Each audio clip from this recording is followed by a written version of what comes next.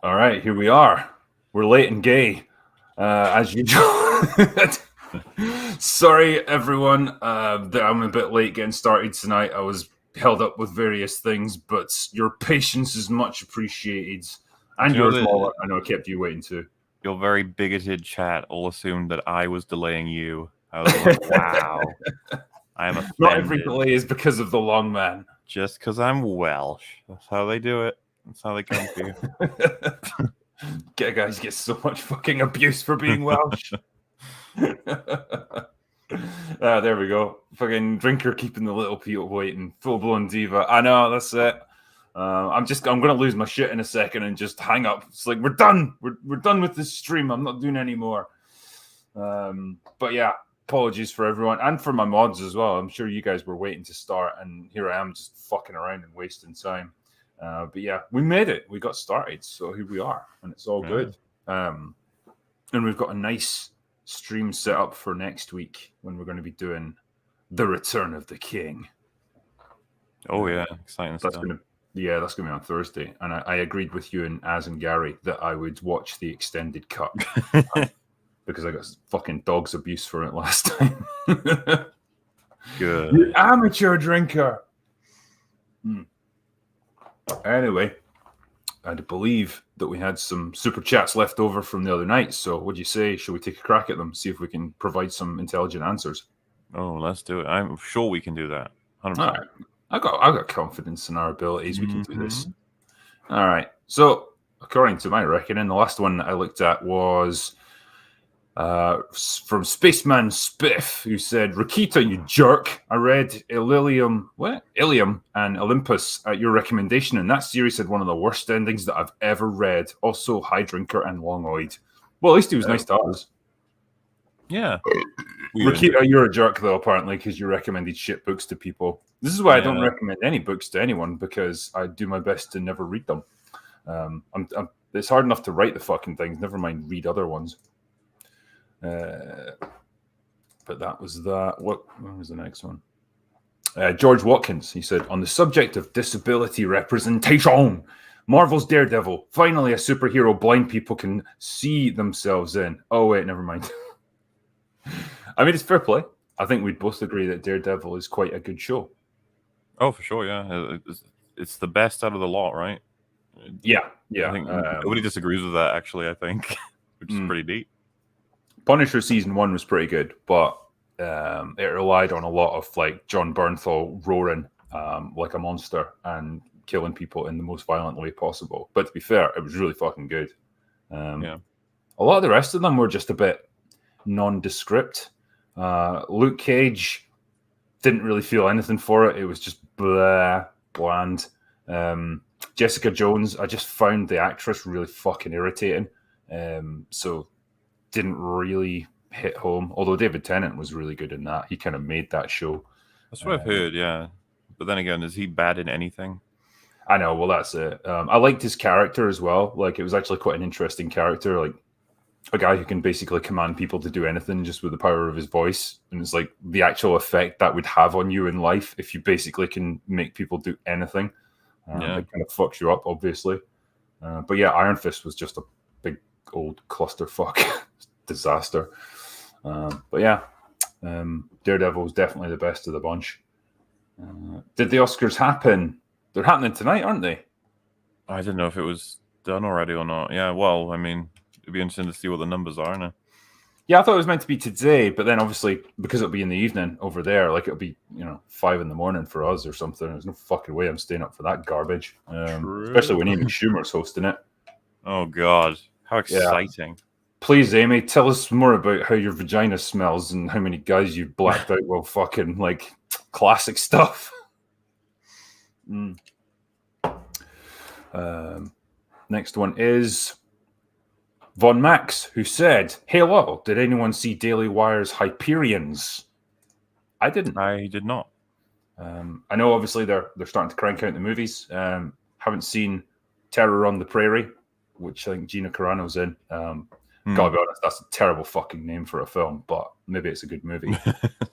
Shut In looked quite promising. I watched the trailer for that and quite like the premise. Reminded me very much of Panic Room. Oh yeah. But yeah, it looked all right actually. The acting looks good. Pretty simple idea, but yeah. Terror on the Prairie sounds like it would be like a monster movie. Yeah, it's like that could be an alternative name for like Tremors or something. Yeah, fucking Monster on the Prairie. Yeah, I don't even know what the premise of that is really. Oh, I think I saw the trailer. Isn't it? It's just like, well, I guess I shouldn't even speculate because I can't remember it. Yeah. So yeah, I don't know. It looked like a thing. The Oscars with Amy Schumer, Be Still My Beating Heart.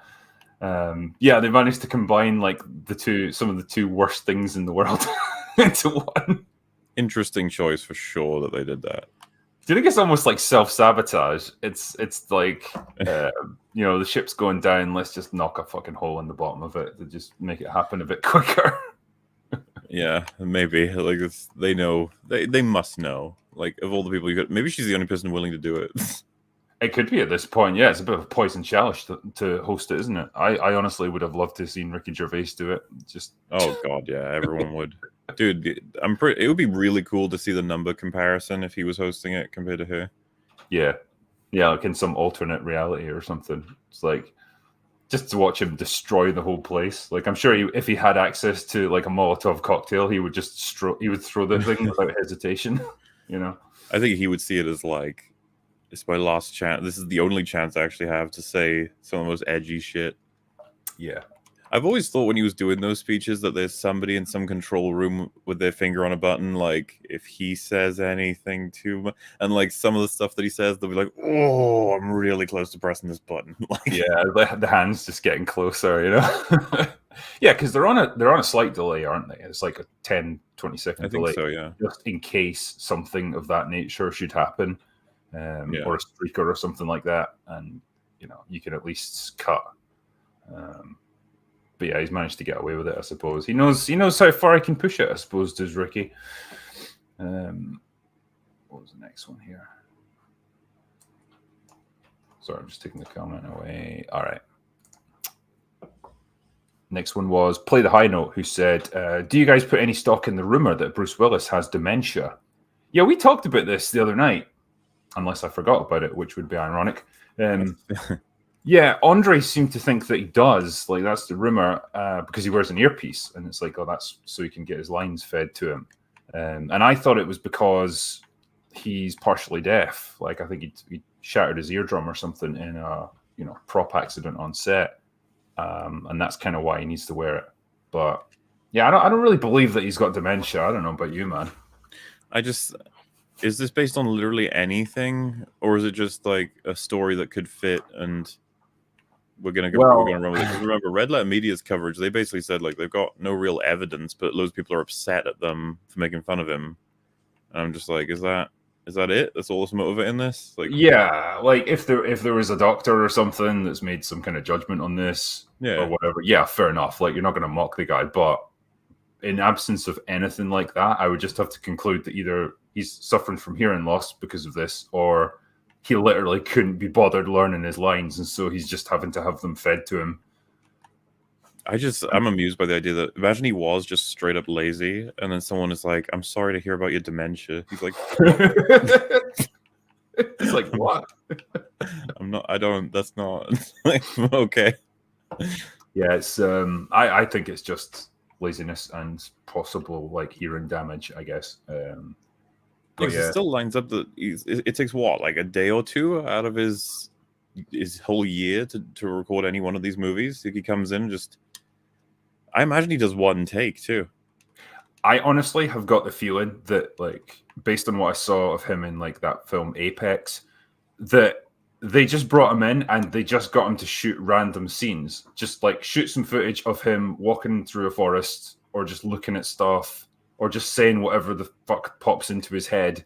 And we've only got him for like 24 hours or something. Just make the most of it.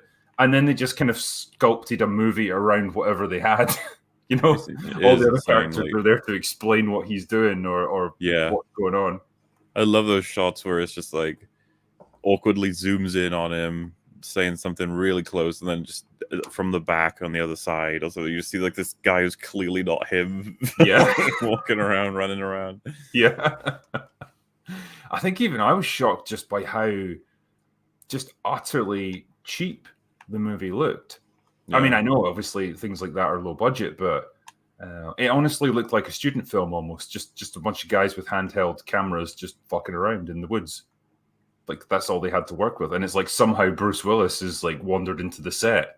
It makes no sense, but I guess like Red Letter Media said, there must be some kind of formula, like a business justification for doing this. Like we spent everything we got on getting Bruce in, and that somehow pulls in enough of an audience to make it profitable. But fucking hell, man. What do they call them? Like Giza teasers, Giza's features, something like that. Just this like industry that's growing of you do really, really cheap movies with just a minute or so of content from a known actor, and they'll be willing to do it because most of the money goes to them, and it's just like part of the it's like another part of the content sludge pipe that exists. Kind of, yeah. And it's like I can't think of anything that's more of like bottom of the pile. Like this has got to be rock bottom in terms of creativity and stuff. Like even, you know, as much as we've mocked shows like Boba Fett and stuff on Disney Plus because it's all just content to fill up their catalog, like at least work went into it. You know, there's some kind of like professionalism, I guess, involved, even if it's just in the scripting of it or the way it's shot and all that.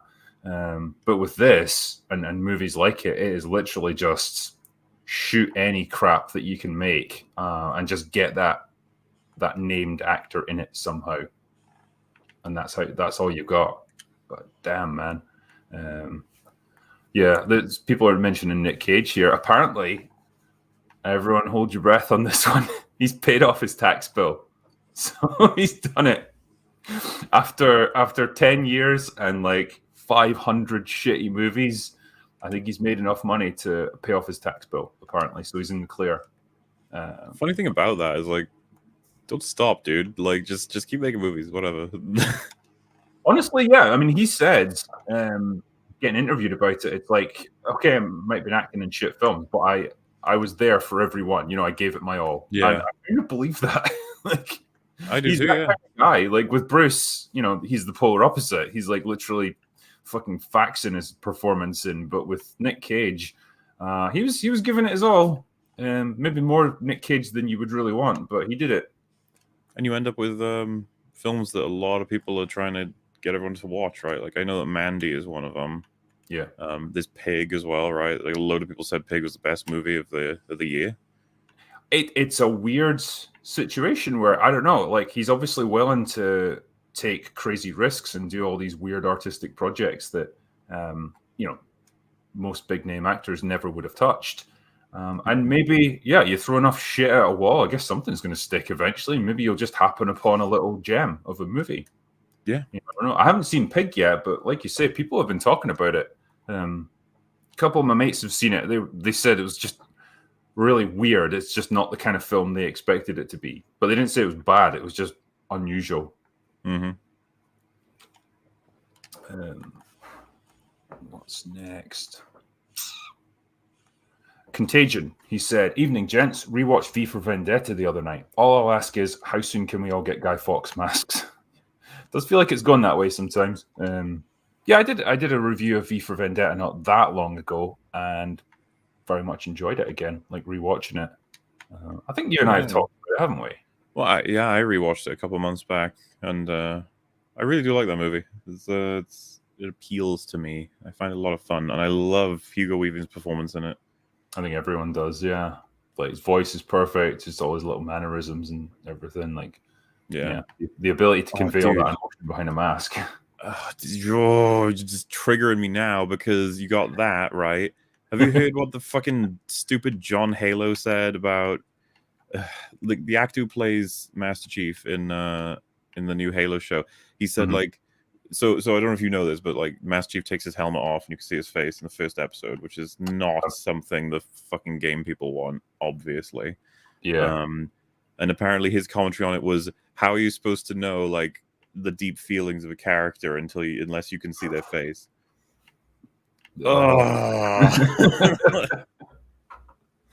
That's just a moment of I can't even. I'm just so frustrated to listen. And do you know when someone asked him about like Mandalorian, I think, and he was like, "Well, that's different because there's a rule narratively that he can't take the helmet off." Yeah, it's just like, well, yeah, but that's something the writers did. You know, like they could have done that with fucking your guy, and basically, I think he's just trying to help the fact that Halo fans are fucking angry right now. As they should be. I see. I didn't realize that there's a shit ton of lore to Halo outside of the games. Is there not like novelizations and all kinds of shit that like really builds up the universe? And yeah, I think they're drawing quite heavily from all that stuff. Because Az has been at me to review it. Like he's like, I think I've had some kind of hemorrhage watching this fucking show. I need you to give this a look over and tear it apart. I was legitimately surprised. I thought it was gonna be like meh. But man, that the second half of the episode, they lose their fucking minds. Everybody's an idiot. It's and funnily enough, I was watching it with like Fringy and Rags, who know quite a bit about Halo. Fringy especially adores Halo. So he was just losing his mind. I was just sitting there like, it's funny, right? Because they would be like, "Oh, what a shit adaptation and a shit show," and I was just like, "Yeah, it's just a shit sci-fi show to me. Like, this is just a crappy sci-fi show that somebody made." I mean, I'll be going into it not knowing a huge amount about the games. Like, I've only completed, I think, one of them, played a couple others, just bits and pieces. So I'm not going to be an expert on the lore by any means. Yeah. But like, even I know that the Master Chief never takes his helmet off. So, but yeah, I'll just go into it and assess it as, I guess, just a story, and see if it works in any level, like from that point of view. I suspect it won't, like you say. I know you don't get the whole face blocked out, but like Dread as well, man. Yeah, people are mentioning that. We have examples. Stop pretending like. I almost want to like write a story with a character who's just not got a head. It's like a fucking spiritual thing, or like a supernatural creature of some kind. He just doesn't have a fucking head. Just to be like, yeah, now let's get him the best arc in the show, shall we? Yeah, I mean, it's just like you've gotten in all these other shows like V for Vendetta or whatever. The inflection of the voice, just a little tilt of the head, like all these things can tell you a lot about the character in the hands of the actor. And yeah, it's sad that that's the mindset now. It's like everything's got to be like put right in your face and explained to you in explicit terms. Like, don't trust the audience to make any kind of judgments about a character or learn things or anything like that. It's interesting because spent so much time when talking about Arcane, just all the subtle facial reactions that everyone has to different things being said. It's just this visual medium. Fucking use it, Jesus. Yeah. There we go. Christopher Walken in Sleepy Hollow. Yeah. So that's a funny example. I see a lot of people say like, "Oh, Headless Horseman." I was like, so in that movie, he's pretty one note. I don't know if you've seen it. Yeah, I mean, I didn't get a huge amount of like character development from the Headless Horseman. To be fair, he was kind of just there to do things. Like he had a mission. So from memory, it looked great. The the effect of just having a headless guy. I thought it was good. I thought it was a fun movie. But like, Black Noir from The Boys, it's basically that. But I think it would be even harder if he had no head, because you can't show the head, looking at certain things or reacting to certain things. And if you don't have a voice, it's like that is the biggest challenge as a writer, surely, like to try and characterize somebody with no face or voice. But that's the power of the visual fucking medium. You should be able to. Every action you take is indicative of the character you have. Yeah. Decisions like, what they choose to do in a particular moment, choices they make. But John Halo has to take the helmet off. Well, it's fucking obvious. Jesus. How does like an actor for like a huge big budget show say like, how are you supposed to know what a character thinks you can't see their face? I mean, it's almost like he's just trying to cover for the show. Probably, yeah. It's like they've made this creative choice that he's going to show his face, and you can't really have him marching in and saying, "Yeah, I think this is fucking stupid. I'm never going to take the helmet off." And yet, if he did, the fans would probably like him. Yeah. Gopher73 said, "The Hobbit: The Transition of Smaug." Now that's the film I want to see. George Watkins just got my first karate belt. I started karate because of Cobra Kai, and I watched Cobra Kai because of you, Drinker. So thank you, and rock on, brother. That just warms my heart hearing that. I love it. It's, nothing bad comes out of Cobra Kai. It's just actively making people's lives better. See, this guy can now like hurt people and inflict pain. That's great. Well done, man. Beef Panda says, I'd love everyone's opinion on 2 movies. 1, The Way, Way Back, and 2, The Vicious Kind. If you haven't seen them, try them out, please.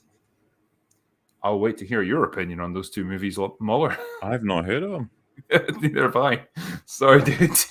Feels bad, man. I will add it to my extremely long list of movies that I have to watch, though. Mm-hmm. Valiant Renegade said, it won't be Disney, already leveraged to the hilt. The biggest player hasn't even really made its move yet, which is Apple. So I think we were talking about just companies buying up fucking everything. And yeah, Apple's kind of, they've sat by the wayside a little bit in terms of like TV offerings. Because I don't know, do you bother with Apple TV? You know, it's funny. It's like, I can't keep track of anything, man. Like, I think Freeney told me like, oh, the Halo is the biggest opening on Paramount Plus, and I was like, what the fuck is on Paramount Plus? Yeah, like what's the competition? He was like, I think South Park is on there, and I was like, oh, I don't even know if Halo should or shouldn't beat that. I don't know what. Okay, so yeah, the idea is like, what's on Apple? It's like I have no clue. I barely know what what's on Amazon versus Netflix these days. Yeah. I think people mention, is it not Foundation that's on Apple? Do people like that or hate that? I think they hate it. Right. And then I'm going to get deluged by comments saying, no, it's fucking great, Drinker. What are you talking about? I lose track of shows that people hate as well, because there's that, and then there's the Wheel of Time that people really hate. Oh, God, people really hate that. Oh, there you go. That's on Apple, is it? The Wheel of Time one? No, that's Amazon. Oh, right, okay. Yeah, have I seen the Star Trek Strange New Worlds trailer? Not the new one. I've got nor have I. No interest. Yeah, just if they make Kirk bisexual, that's it. They will have saved Star Trek, is what you're saying? Yeah, that's exactly it. That's the kind of bold decision making that we need. Just retcon the shit out of every character. Why not? Do any of these shows have continuity anymore, or are they all just doing whatever the fuck they want? Well, I think they've got the perfect out, because now with Star Trek, you've got the alternate timeline. So any inconsistency that comes up, you'll just say, "Well, this is like the Kelvin timeline now." But isn't Kirk in that already, and he's straight? I don't know. Nothing about it. They're going to do another timeline, the gay timeline. Well, yeah, there's half a dozen different timelines just to reconcile all this nonsense. Man, I tell you, that sounds like fun. Because I think even William Shatner had weighed into this and said, "What the fuck are you talking about? Kirk's not bisexual. It's never written that way." And of course, you can imagine how well Twitter would have reacted to a 90-year-old man coming in and talking about issues like that. Like, you fucking bigot, Shatner. It's absurd, like to the point of it's all backwards, man. We should be like reverent and respectful of someone who's like the expert, long-time player of that character, and just be like, and I'm sure it's not like he has anything against fucking being bisexual. He's just talking about Kirk's character that he expects to be a particular way. It doesn't really make sense. Though, I mean, write a new character, and if you want to make him, bisexual, asexual, pansexual, multi-fucking dimension sectional, then yeah, go for it. But don't feel like you have the right to change characters that were written like 50 years ago. Well, it's just so strange that's like, why do we even know that that's their plan? It's like, why did that piece of information come out? And it's like, for some reason, that's the one they always want to tell people about. It's like, It's progressive, MauLer.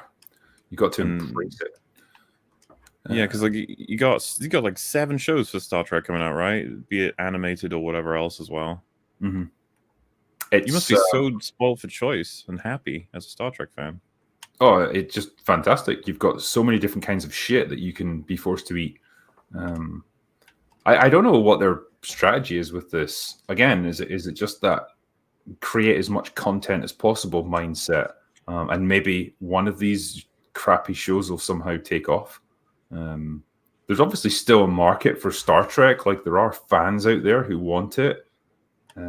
It's just a shame that they haven't really had a Star Trek show in going on 20 years now since Enterprise ended. I'm not even watching Picard. I just can't bring myself to watch it because it's like 10 hours out of my life that I'll never get back. And I just don't think I'm going to get anything good out of it. And so few people even care about it. I don't think it's even worth watching. I feel bad watching it. It reminds me of listening to Marge Simpson in Current Simpsons, where she's clearly, like, the voice actress is just, so you have like the actor for Q, because I saw some clips, right? He's still spry enough to be able to do a performance that's, I guess, similar to, because it's John Delancey, right? I know him from Breaking Bad. So you got that, right? But then you have you have him being like, Jean-Luc, we've got a blah, blah, blah, this, that, the other. And then Picard's like, stop bullshitting me and tell me what's going on. You're like, oh, dude, have a sit down. Have a cup of coffee or something. Jesus. Like, it's so cruel. Why are they doing this to you? I would rather have had a TV show. I mean, fuck it. Like, none of them are good. But, like, I would rather have based a TV show around Riker. Because he was obviously a character that never got a chance to really take center stage for obvious reasons. But it made sense that, with Picard retired and too old now, what adventures does he take part in? And I think the actor that plays him, like Jonathan Frakes, he's still young enough to be doing this stuff. He still looks more or less as he did, back in his movie and TV show days.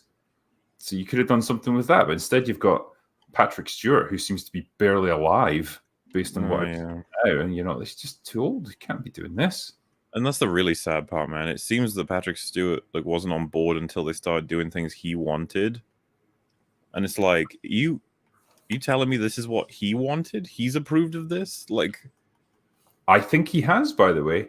And I think, I can't remember who said it, but I'm sure it was someone who knew a lot more about Star Trek than me. And it might have been Robert, something to the effect of, well,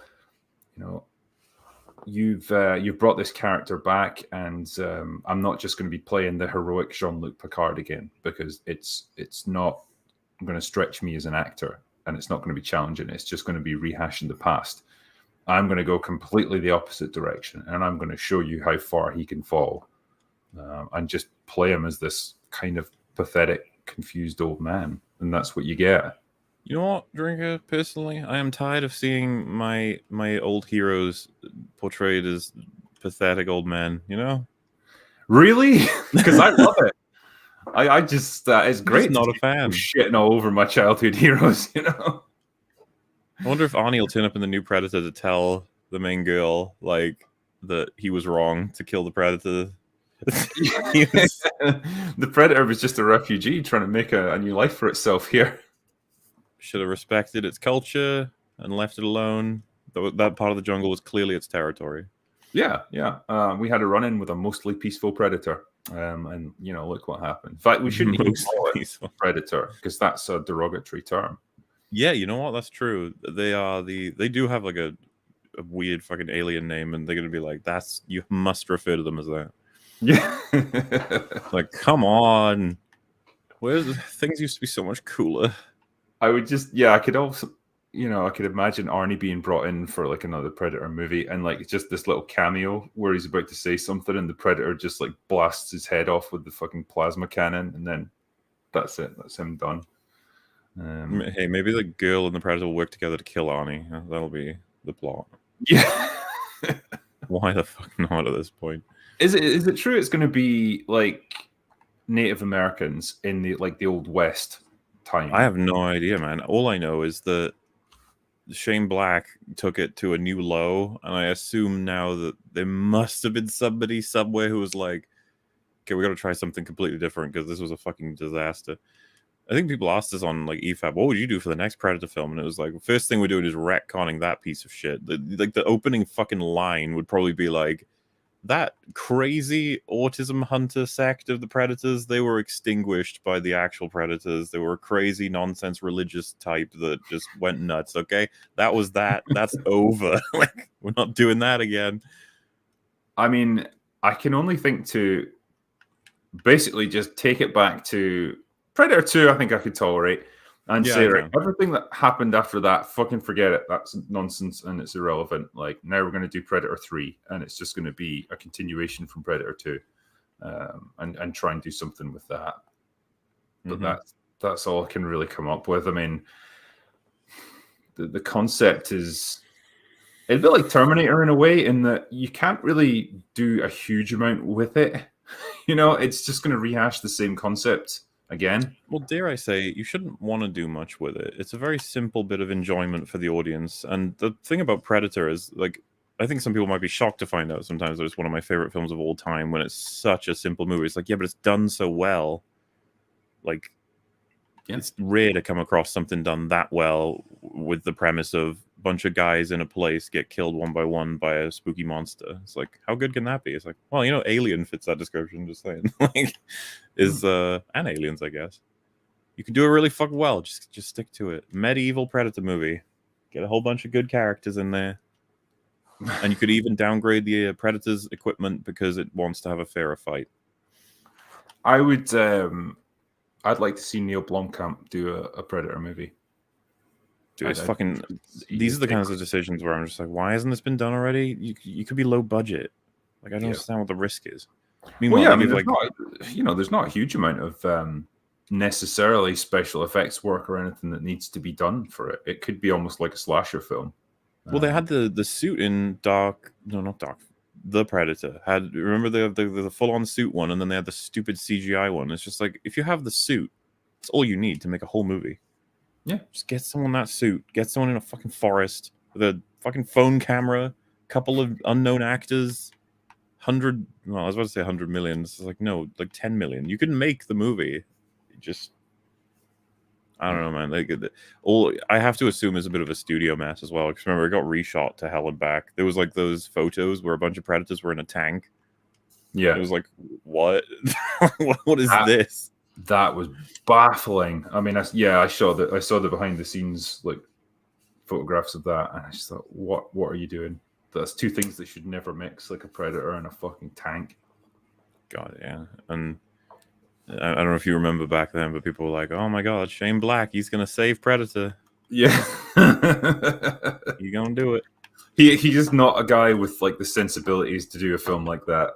You know, he's definitely comfortable doing like slightly comedic action, you know. Yeah. An edge That's to kind it. of the funny thing, right? Because I don't know if you've seen Kiss Kiss Bang Bang or The Nice Guys. I've seen The Nice Guys, I think. Yeah. Obviously, both buddy cops that are action comedy that can be pretty edgy at a time with Shane Black, I think, writing and directing. They are... You can see their DNA in The Predator, and it's like, what the fuck is this doing in my Predator movie? Yeah. The fucking low point was when the Predator's fucking grabs a guy's severed arm and just puts it in a thumbs up. Yeah. Like, how would you even know the meaning of that? Fucking hell, just shoot me. Predators were scary at one point. They ain't scary anymore. Yeah, when you make them into a joke, like you've lost. But yeah, remember when that guy shot himself in the head with the Predator gun? That was pretty awful. I'm pretty sure that was because the actor wasn't available for reshoots, so they couldn't think of anything else except to just kill him immediately. I need to see that clip. Like, if I died, there's some kind of like, if a god talks to me, and we were like, can I please just see that conversation when they said like, we can't bring him back. We had this whole sequence where he got killed, you know, in a big climactic boss way, but now we can't get him. We can't film it. What do we do? It's like, the CGI people will take care of it. Just tell him to kill him at some point in the fight. And then they're like, how? It's like, I don't know, figure it out. He blew his own head off. You're like, what? That's one of the funniest things that's ever happened in a movie to me. And like, not many people talk that much about it. It happens so quickly. It's I'll give them their due. Like, if you were making a comedy, that would be really fucking good. Yeah. It's the kind of dumb thing that you could imagine doing if you actually wore one of those things yourself. Especially if you so build him up in the wrong direction. Oh fuck.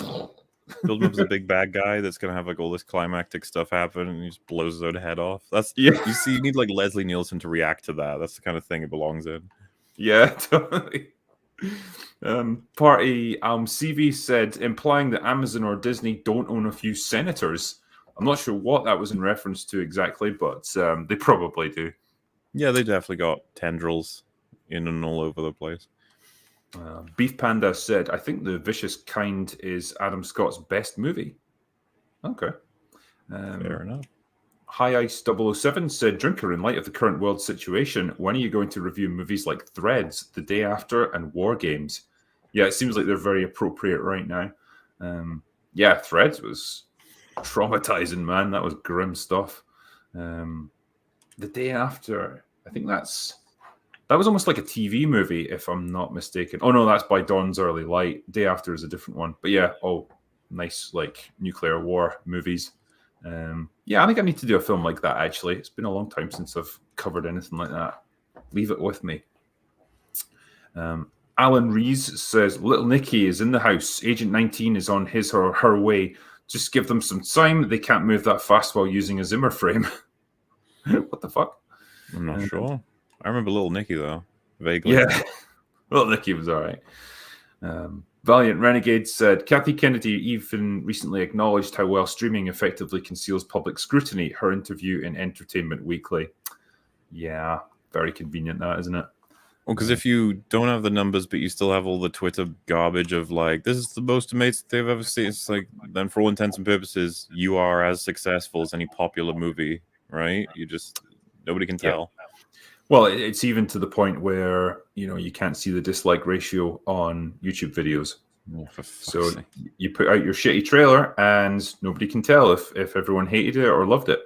Drinker, I didn't sign up for this shitty world. I want the old one back. God, I just want a bit of fairness. I just want things to stand on their own merits. And if they don't have any, then they should fuck off. It shouldn't be that much to ask. Take me back.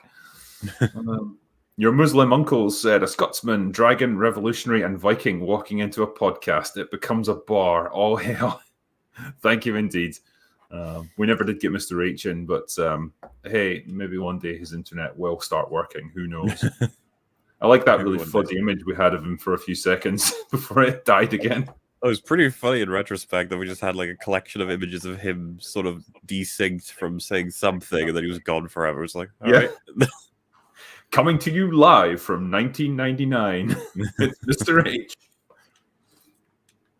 Andrew Clark said, Prime Video has no in-app feedback options. Is that true? Well, they don't need it. They know you love it. It's fine. There you go. Claudio Rogajan said, do you think Reacher is an improvement on the book? I'm going to, based on what I've seen so far, I'm going to say yes, in that I liked Reacher more in this show than I did in the books. He's got a little bit more personality in the TV show than he did in the books. He was always a bit of a non-entity. Like, he's more of a... Man, how do you even describe him? Like, the Clint Eastwood movies, like The Man with No Name, how... Yeah. He's just kind of like the unknown stranger who comes into town to clean up the bad guys. But he doesn't really have much personality of his own. Well, that's kind of Reacher. But I think in the TV show, at least because he's actually got an actor with a face portraying him, there's a bit more there going on. So, yeah, I like the show. Pastor Flash said, at this point, Winds of Winter, I feel, is going to be bad if George is forced to finish it. Yeah, we were talking about this. I'd say it's about 50-50 on whether or not he'll actually finish Winds of Winter in his lifetime, but I will bet my entire life savings that he'll never get A Dream of Spring done. No fucking way is he going to get that finished. Yeah, I think I agree. Yeah, I can't see that happening. Ryan Patterson said, going into the rabbit holes of Hollywood elites, if we don't make it out by dawn, call the president. Well, maybe not this president, because you'll just forget. Wolf's Pain said, part of the reason he hasn't finished it is because he courted the woke friends in the book industry and can't finish it without being attacked by the mob. I do wonder that, because... It's an interesting thought, because Game of Thrones is pretty edgy. But now he's like super popular. If he releases a book that, do you remember the controversy in the show when Cersei and Jaime like did a sex next to Joffrey's corpse, and she's like saying no and stuff, and fucking hell, the internet were mad at that, and I was so confused. Like, wait, are you mad at like a rape taking place in this universe? Like, because everyone's normally so caring and accommodating of each other. It's so fucking odd. Like, Twitter's so predictable in that way. You could show like a whole massacre of everybody by a certain witch, and they'll be okay with it. Or an enslavement of a town, let's say, just purely theoretical. We haven't got any examples of that. But if you show like a girl getting raped, they'll be like, all right, you went too far. It's like, yeah. What? You remember, because it happened with Sansa as well, I think. Huge controversy, like that scene should never have been in the show. And it's just like...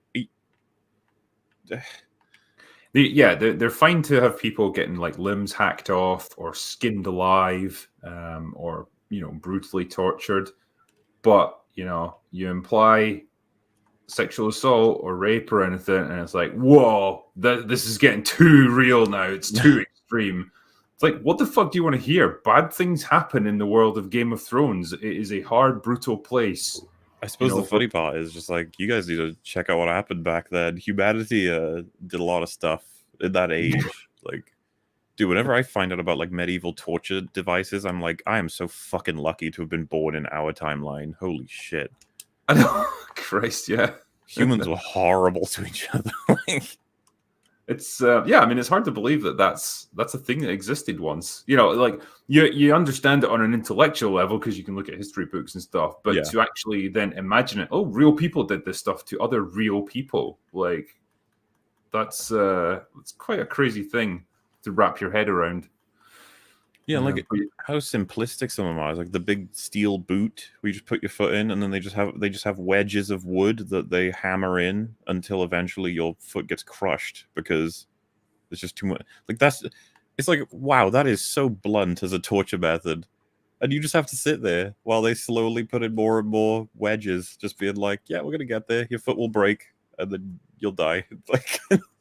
This is the thing, like, I always imagine, like, in medieval torture times and stuff, like, whatever you want me to confess to, I'm just going to do it immediately, because really, I know you guys are fucked up. Until I do it anyway. So, like, I'll just save you the trouble, Because, like, I don't know if you ever played Amnesia: The Dark Descent, but, like, you have to go to, like, a huge torture chamber to get a bunch of things you need for, like, a big key, and you find, I think it was called the Bull or something, but it's this big golden or brass bull. I think it is, actually.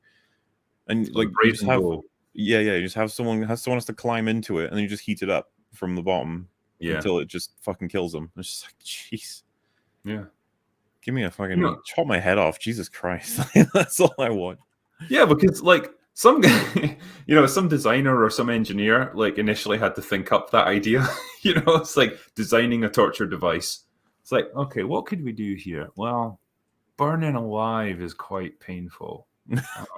Let's work with that. So how can we like draw it out so it takes a long time? We'll just seal them inside like a big metal thing and heat it up slowly. Maybe we could make it like a bull. Wouldn't that be cool? It's like, yeah, that would be cool. Yeah, oh, man, great idea. The boot guy in the background is like, I thought my idea was pretty good. They're like, yeah, it was okay. It was all right. We'll do that one too. And he's like, oh, sweet, thanks. Yeah. The rack always seemed like a horrible one as well. It was like you're just going to get stretched until all your joints pop. Everyone's referencing some of the. I haven't come close to describing the worst ones. I feel like the ones I've described are safe for work, if you will. Like they're just. We can talk about that, but yeah, some of them go really far. We'll save that for another time. Yeah, when everyone wants to be cheered up. A more uplifting stream that's suitable for you. Yeah, we'll just have like Drinker and MauLer's torture stream. It's just like comparing torture devices. What's your favorite torture device? Yeah, we should do like a top 5 or something. I don't know. And people would tune in because you're all horrible people. Yeah. It's one of those things, though. It's like Dr. Pimple Popper. It's like disgusting and horrible, and yet you can't look away. I just want to know more. Yeah. Comrade Commissar Yuri said, still annoyed Preston Jacobs' joke of what are they going to do? Have Arya come out of nowhere and kill the Night King? Appeared in the show. Fuck, is that true? Great. From what because it's been so long now, I don't even have sources at all. So from what I remember, they said it was too predictable that Jon killed the Night King, and so who can we have do it? And then they're just like, fuck it, let's just have Arya do it. She's like I imagine it's motivated partially by the fact she's a girl, but also just one of the main characters, and everyone likes her. And wouldn't it be neat if she was the one that did it? Like, I think that if you've gotten to that point in your story, whoever's killing the Night King should be locked in just by happenstance of how everyone's been written at that point. Like, it shouldn't be something you can just arbitrarily go, let's have, I don't know, Jorah do it. It's like, what? No, like, what's your story building to? What are you doing? Yeah, I mean, I am struggling to think of how you could like build it up at that point in the story when it's not going to be Jon. It's like, okay, you know, it doesn't. His story doesn't have fucking anything to do with the White Walkers. So exactly, yeah. And she's already done a fuckload of stuff in the story up until that point. She's killed more than any other character probably, and it just feels like she's brought in to just tidy up plot threads. It's like, oh, we need another person killed off. Yeah, Arya will do it. Imagine Faramir was the one that drops the ring into Mordor. He'd be like, oh, okay, sure. Like, he lets them go, and then it turns out he followed them, and he pops up just right at the end when Frodo and Sam come out making it, and he grabs the ring. He's like, don't worry, Frodo, I'll do it. And he runs in there and throws it. We'd all just be like, what? If someone was like, well, it's not bad, it can make sense. It's like, I guess it can, but that is incredibly unsatisfying. He's just like, here I am. I did it. I did it, Frodo. We can all go. That final sequence when Frodo's in the bed, it's just Faramir in the bed, and everyone's coming in and cheering him. Frodo's just hanging around in the background. It's like, you know, I got it all that way. Yeah, whatever, Frodo. Yeah, you helped, Frodo. You helped. But so did everyone, okay? Don't be so selfish. Yeah. Inside Your Screen said, Drinker, you're a writer. Well, I am theoretically. What are your methods to the craft? With Ryan Drake's series, what do you think about Reacher and the ongoing series? Do you feel a weight to continue the series like George R.R. Martin? Well, I wouldn't keep people waiting for 10 years for a Ryan Drake book. That's for fucking sure. Because I don't have the luxury of being insanely popular like George is. But yeah, my methods for the craft, I mean, that's kind of a broad question for me to try and answer here. Like, how do I write my books? How do I structure the stories? How do I come up with the characters? That's really more than I could realistically answer, like just sitting here. But the best piece of advice I can give is, like, when it comes to planning out your books, write yourself a nice detailed synopsis. That's what I do. You know, take 5-10 pages, write like a detailed description of everything that happens in your book, all the main plot points, and then you'll kind of have a sense of whether or not it works then, and you can avoid big plot holes that you might run into later. So just off the bat, that's probably the best piece of advice I can give you. I gotta say, by the way, I don't even make people wait 10 years for TFA pods. All right. Yeah. So, this 2 years is isn't cruel. That's okay. Maybe I'll make them wait that long for part 6. Yeah. Well, what I want you to do, MauLer, is make people wait 10 years and write like the occasional blog post to update people on what you're doing, but make it really vague, and then start to get increasingly passive aggressive the more time passes. Start making lore videos for TFA. Like, this is how I would talk about elements if I were to make that video. Yeah. And then write like a complete history of EFAP memes to go along with it, and make it a 3-volume set. You know, just anything you can think of to avoid making the next video. And then finally do a blog post where I'm like, you know what, guys, I should be able to work on absolutely anything. Yeah. The EFAP lore might not be important to you, but it's important to me, okay? A lot of people out there who need to know the lore.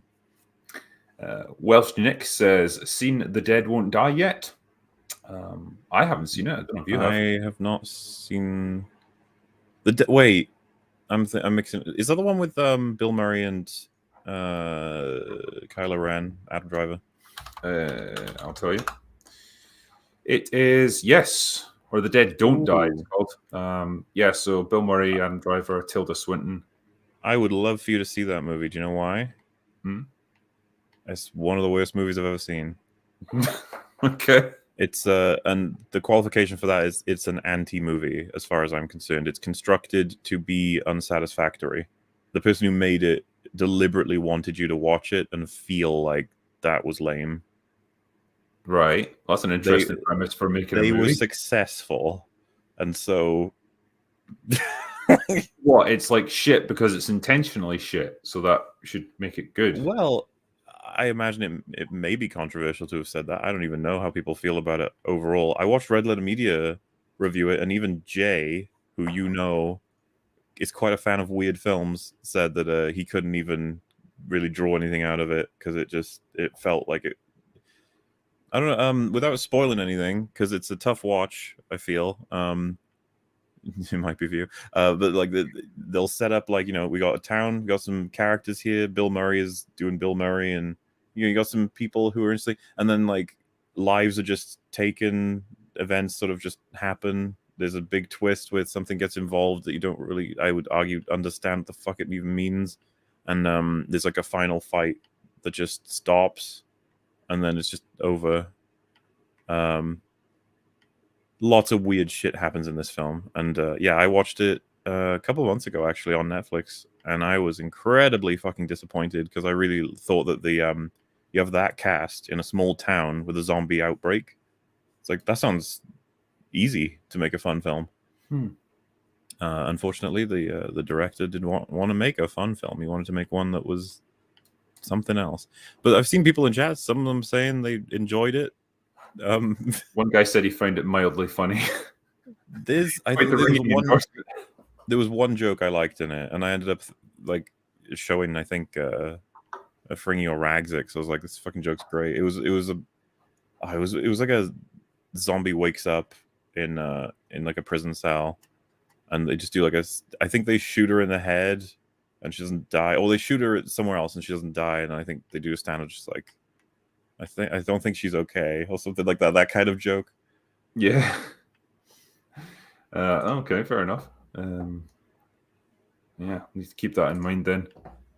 The next one is Garrett Phillips, who said, "Great chat, guys. Completely off topic, critical. Can you please say they can take our land, but they can..."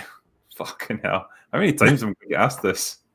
They can take our land, but they can never take our freedom. There you go. You'd think they'd change the words a little. I know. We can never take our classic movies. They'll never take our booze. Mm-hmm. Tom Blunt said, "Drinker, you not so lucid, but also luscious literary legend. Love your books. Next book release date. Can we see a pic of your dog? What's his or her name?" Sometimes she's actually here. She'd be on the couch behind me, but she's not here tonight. Sadly, she's through in the living room. But yeah, her name is Lara, and she is a retired racing greyhound. So they actually make pretty good pets because they don't really take much looking after, and they don't need much exercise. They're happy to just kind of sleep most of the time. So it's nice and easy to look after. What was the other one question? The next book release date. So the next book that I've got coming out is called Dark Harvest, and that's going to be coming out on August 16th, I believe. So I'm going to start dropping a bit of information about it shortly. I'm just ironing out the final details with my publisher, but that is the release date, and they've sent me the author copies, and I wish I had one to hand actually, but I can't show it to you. Should I get one? Should I go away and run and get it? If you can give me about 20 seconds, I can go and find one. I will allow you to do that, yes. All right, bear with me. Well, looks like it's just me and you, chat. What do you want to talk about? Lara's in Croft. I wonder if the doggo is named after Lara Croft. I'm not sure. Do it.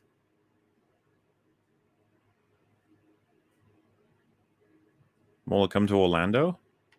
I have never even been to America before. All right, there we go. So, Dark Harvest. That's beautiful. The next cover. So you can't quite see it, but like the footprints are all filled with blood because there's lots of murder happening in this book. That's a plot hole. How would the blood still be coming out of his footprints at that point? Wow, Drinker? MauLer, that's you'll need to wait until the book comes out to find the truth. Useless author, completely discredited. Worst book I've ever read. 0 out of 10. Stewart Arbery said, 4th book is where it went off the rails, season 5 of the show. Right, so yeah, 4th book of the Game of Thrones series. Alex Esteras says, hello, Drinker and Nick. Late for the show, but we'll stay here nevertheless. Good stuff, and I hope you did stay till the end, man. Stuart Arbery also said, have you all discussed the Dune books? First 3 amazing, 4th crazy but polarizing. I love it. Big drop off after that. The author needed the money because his wife was sick. Oh, that's a bit sad. I have heard that the Dune books get progressively more mental as time passes, and then you've got people like who are, half human, half sandworm hybrids living for like 5,000 years or whatever, and it's a bit crazy. I think that's where you go into like extreme sci-fi. But I've not read all of them personally. I've only read the first 2, I think. But yeah, that's all I got. Right. Alex Estrella also says, my friend did not like the new Dune. Can you tell him he is wrong? Yes. Alex Estrella's friend, you are wrong. Stop being wrong. Yeah. You're not just wrong, you're stupid. I thought the new Dune was good. I think they did it justice. Jar of Mayo said, clearly the best Batman was played by John Holmes in Dickman and Throbbing. I'll take your word for that. Oh, my. Oh, my. Luke Sylvie Claire said, Tom Bombadil equals OP hippie. I'm not going to argue.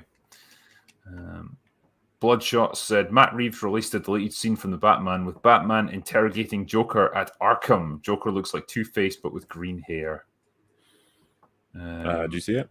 I haven't seen it yet. No, I know people were talking about it, but it kind of passed me by. I don't know. This useless drinker guy.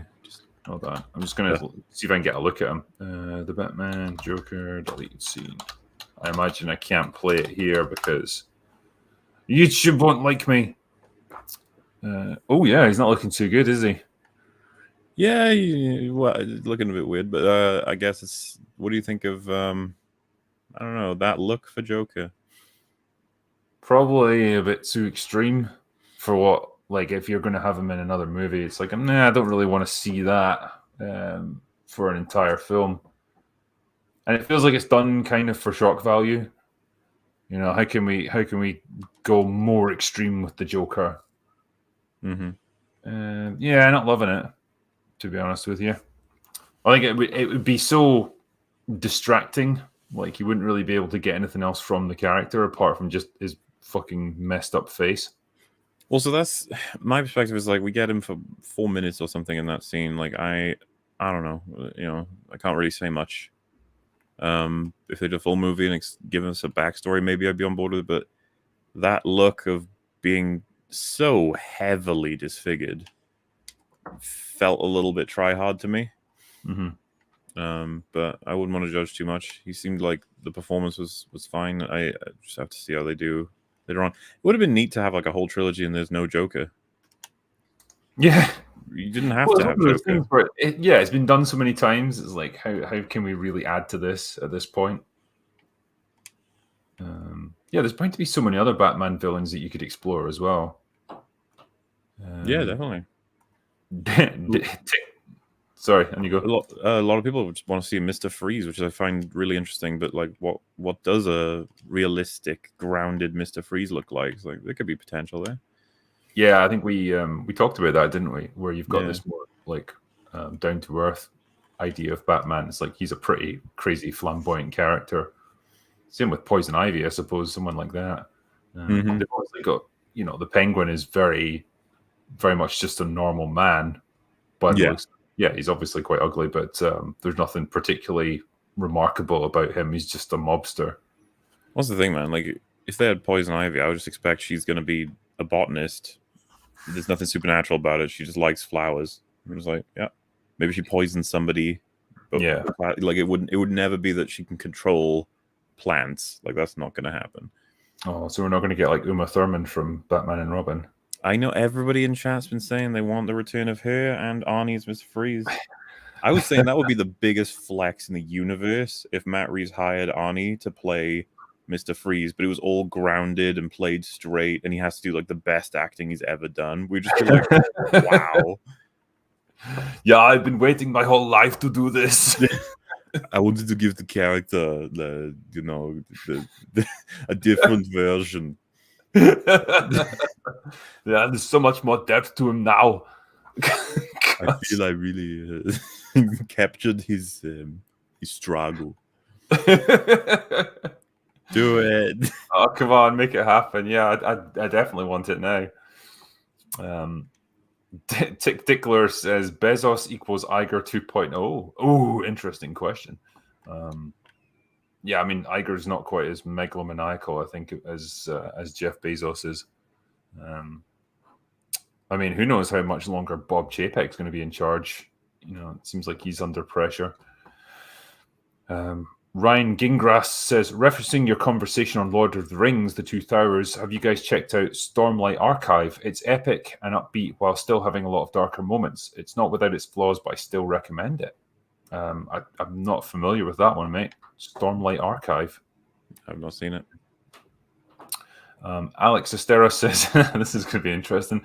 Sucker Punch is the best Snyder movie. Don't at me. I mean, visually it's interesting. Would you pick Watchmen or? I think so, yeah. If I had to pick best, yeah, from a storytelling point of view and like, you know, visually and characters and stuff, yeah, I think Watchmen's probably the best he's done. Do you have a different one? Oh, I think I'm the same. I was thinking maybe Dawn of the Dead, but I have a feeling if I rewatch that, it won't hold up as well as I think. I don't remember that being like, it just kind of felt like a fairly standard zombie movie. Like, competent enough, fine. You know, it's got the fast zombies, from what I remember. Yeah, but that's kind of all there was to it. It's just it wasn't terrible and it wasn't amazing. It was just like a solid zombie flick for me. It just didn't really make that much of an impression. I haven't seen it in ages now, so. Aye. The DCV Titan says, where I am, we have gigabit internet. Pricey, though. Fuck you. Internet.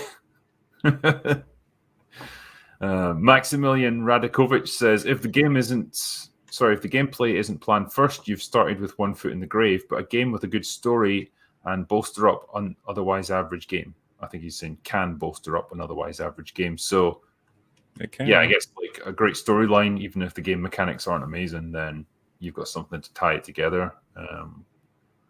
It's a tricky one because it just really depends how intrusive the story is. Like, there's some games where, you know, they're very story driven and really you're just kind of navigating from place to place to trigger the next story event. There's not a huge amount of gameplay as such in it. Other ones are absolutely dependent on it. So, yeah, it just depends on the context. I'm not even sure I can say this one, but I'll leave the person's name out. But Rackets, if you can give them multiple customers to sell the service to, they will run it. Okay, I don't know what to say to that one. I think it might have been referencing what we were talking about at the time. Chris Nicholson says the new Kirk is Paul Weasley from Vampire Diaries. Despite the show being a second-rate Twilight clone, he was a surprisingly competent actor who could spin that crap into gold. Maybe he'll be an okay Kirk. Maybe. I mean, maybe. He doesn't look the part, that's for sure. I mean, I think the other problem that you've got is that Shatner has such a unique style of delivery that an actor trying to emulate that just comes off as a really bad, you know, impersonation of him. I think even Chris Pine only did it briefly at the end of the first Star Trek movie. You know, he kind of snapped into William Shatner Kirk mode just for that final scene, and then decided not to do it again. Yeah, he just didn't want to be like seen as just copying him.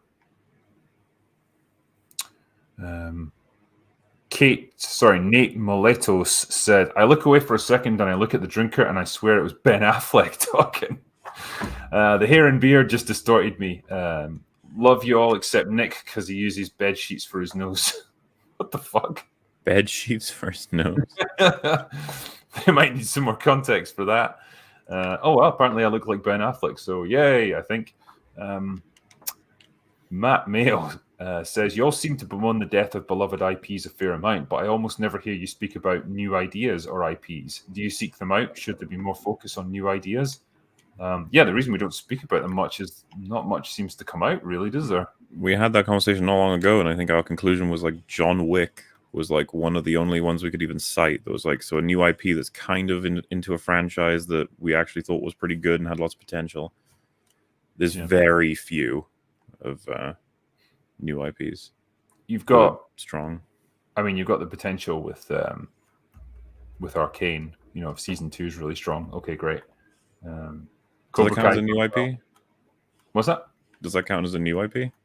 I mean, obviously it's based on the game, but then when it gets transitioned over into TV, it kind of becomes its own slightly separate thing, doesn't it? It is definitely its own thing. I just mean, like, in a sense, it's an adaptation, right? Because, like, I wouldn't have counted if someone adapted a book and they were like, because John Wick is just entirely original. I think, anyway. Yeah. No, that's fair play, actually. So not a huge amount. We'd love to see more. That'd be nice. Like lots of things that we've never seen before. Great. Spider Monkey says, "Oh, hail drinker. Hello from Australia. Will you be critiquing Picard season 2?" I think I might have answered your question earlier. I just don't think I can even bring myself to watch it. It's so fucking. I'm just done with it now. I love the fucking the meme, like, because I've watched Red Letter Media's coverage where, so apparently, like, the first season was dark as hell, and I've seen clips of, like, the murder, torture, horribleness, and everything. So I guess they took that they realized, like, okay, you don't want it dark. Okay, so we'll make the world a lighter place, and meaning, of course, that, like, things are nicer and better.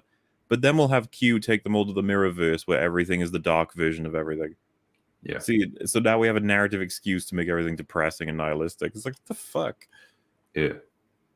That's it's not an improvement, is it? No, it's just bullshit. It reminds me of the multiverse crap where you're like, I want to bring these characters back to life because people like them. It's like, you can't.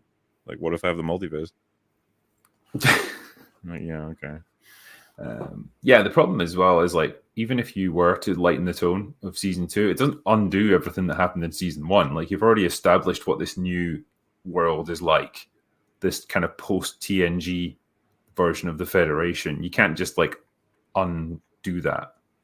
And I guess that's the problem that they're wrestling with. And yeah, like I say, I just think the interest in it is so fucking low now. Like, even if I reviewed it, like, hardly anyone would watch my video. They just wouldn't care that enough about the show to even watch a review. I think more people would care about your video than they would about the show. I mean, possibly, yeah, who knows.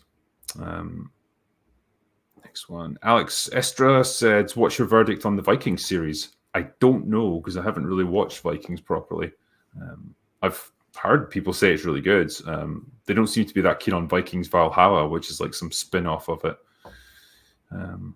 Fritz Philogene II says, on the topic of games and storytelling melding well together, if you beat the prologue boss, you beat the game on its current difficulty. You have another chance to fight them on Mission 8. Talking about... It must be Elden Ring, I guess. Mission 8? That doesn't sound... I don't think they have numbered missions in this. If you beat the prologue boss, is there a prologue boss in it? Yeah, you could call it that. I just, again, there aren't really numbered missions, so it's a bit confusing. But you do eventually be able to go back to the boss that kills you right in the beginning. Okay. Jar of Mayo says, look up The Dragon Lives Again by Bruce Lee. It's a crazy movie about Bruce Lee, Asian Popeye, and Asian Carradine fighting Asian 007, Asian Clint Eastwood, Emmanuel, Asian Dracula, The Mummy, and more. What the fuck? Okay. Dracula. Yeah, I want to see that. I love how they threw in Emmanuel there as well. Alex Estera says, I just wish they made Thor a bit darker as a character since he was kind of a dick in The Legends, but Jeff Goldblum carried the movie. I mean, Jeff Goldblum is always nice to see on screen. Yeah, I'm not sure I'm sold on Thor Ragnarok. Yeah, I've got issues with that movie. I feel like it was good at the time just because it was great in relative terms to the other Thor films, but man, kind of undoes a lot of Thor's character development. It just feels a bit shitty. Yeah, it seems to like mock him at every opportunity, which I don't know, man. Just didn't love that aspect of it. Didn't really like Valkyrie as a character either. Next one is, I tortured myself with 15 minutes of Halo and it was absolutely terrible. The action was dull and the opening story was junk, having the UNSC as military dictators killing off humans. Doesn't sound promising. It's pretty bad. Trogdor149 says, in terms of fantasy authors, what is the panel's opinion of Brandon Sanderson? I really like the Stormlight Archive and Warbreaker. So yeah, it was Stormlight Archive that was referenced before. Afraid you might be asking the wrong people because neither of us have read him. Nope. Sorry. Ho Shang Raj says, Danny Trejo is the man. He does cameos in student films for free. That's legendary, if so. Yeah. Good on him. Seems like a good egg, does Danny. Mm-hmm. Not quite sure why he was in Book of Boba Fett, but yeah, he was there. Robert Rodriguez, that's why. Yeah, pretty much.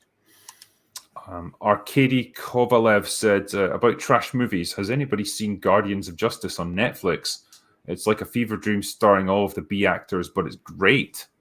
I haven't seen that, I'm afraid, man. Guardians of Justice. I want to see who's in it.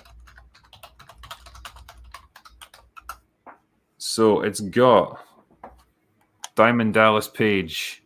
Fucking who else? Denise Richards. Class. Derek Mears. No, I haven't heard of some of these people.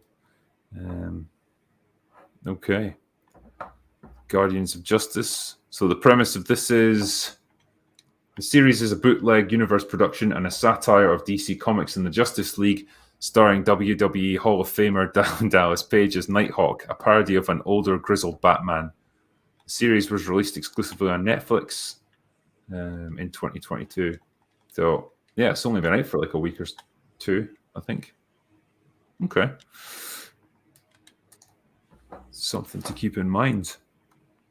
XSL said, I heard that Nick's new film is like the Joker for old actors that paid into Bernie Madoff's Ponzi scheme and got scammed out of several millions. All right. Another Nick Cage movie. What's his latest one? Hold on, I'm going to see what he's got coming up.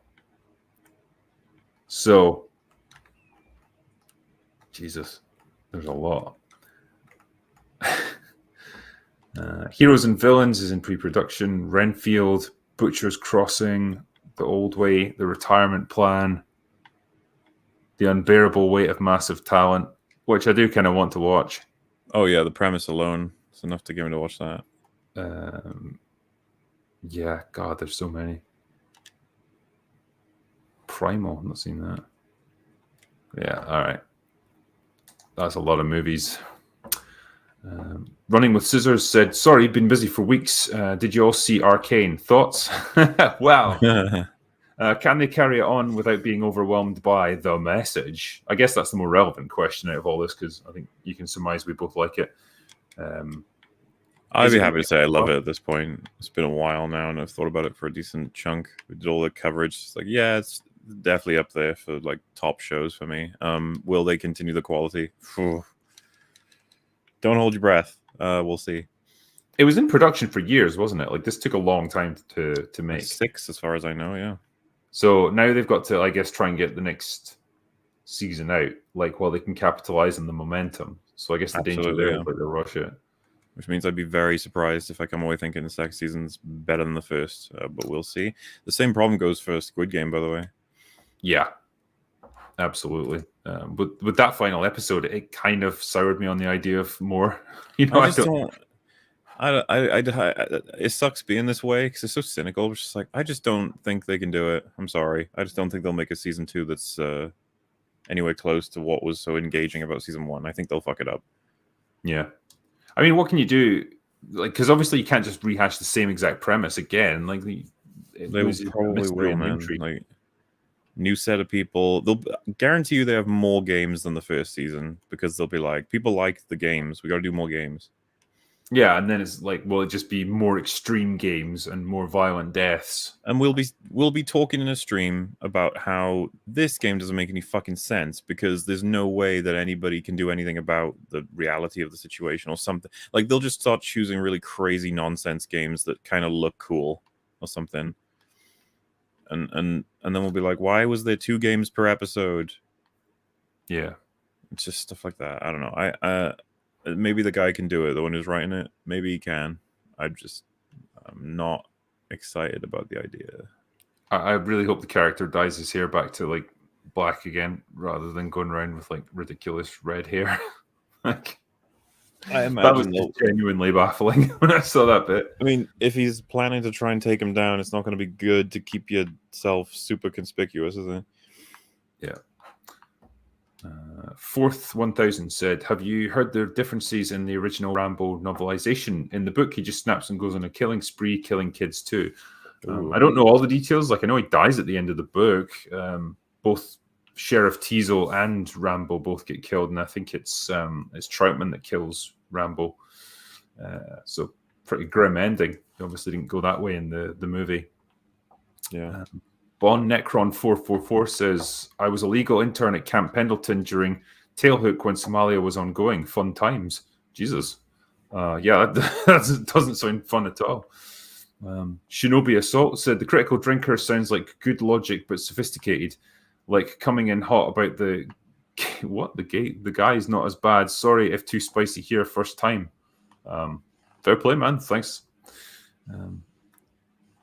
Ola Bandola 100 says, Stuart Baird is that action movie savior editor that is uncredited in lots of movies, including Showdown in Little Tokyo. He directed Executive Decision too. Nice. Well, that's a pretty good movie. I like that.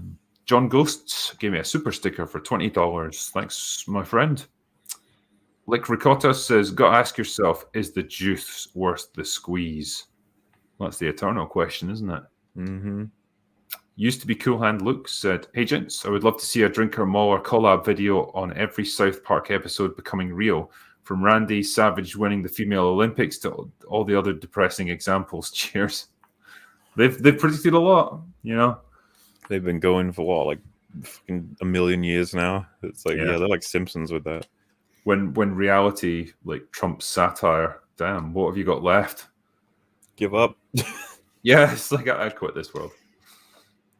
Kevin Dorr said, going back to the Nick Law movie question, my father was a cop and he said Barney Miller was the most realistic cop TV or movie to show the job.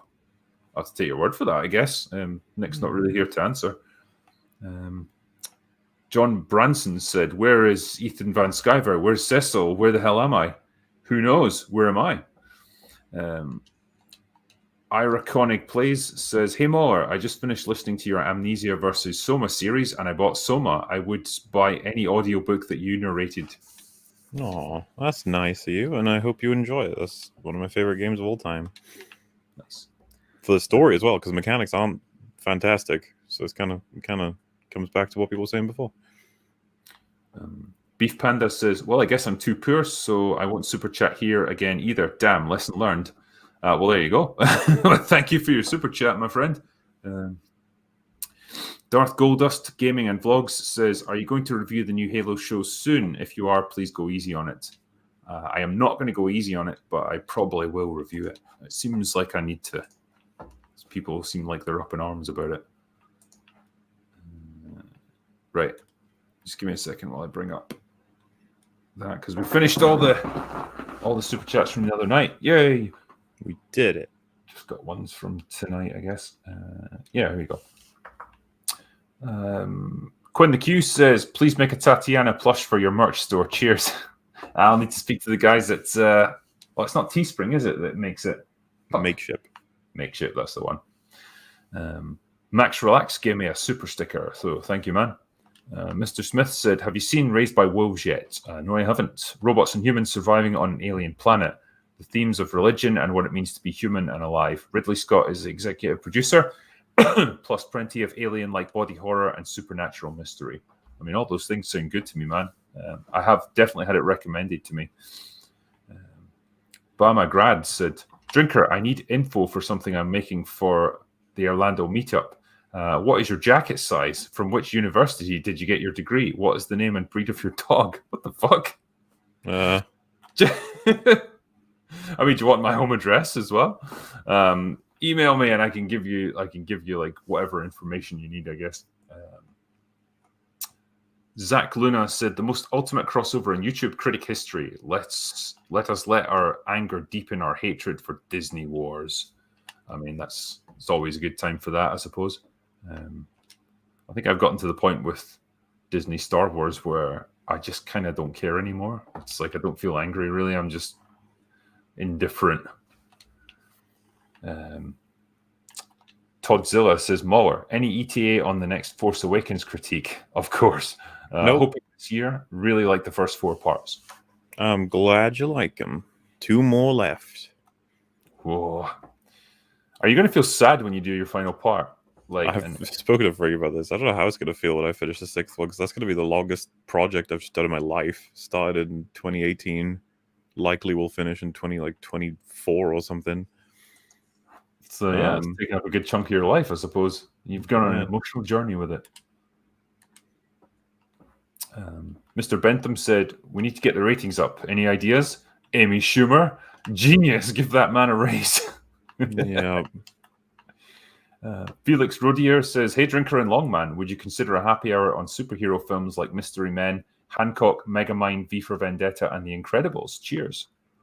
I would consider a happy hour on basically anything if it's interesting. Sure, there's definitely things we could talk about.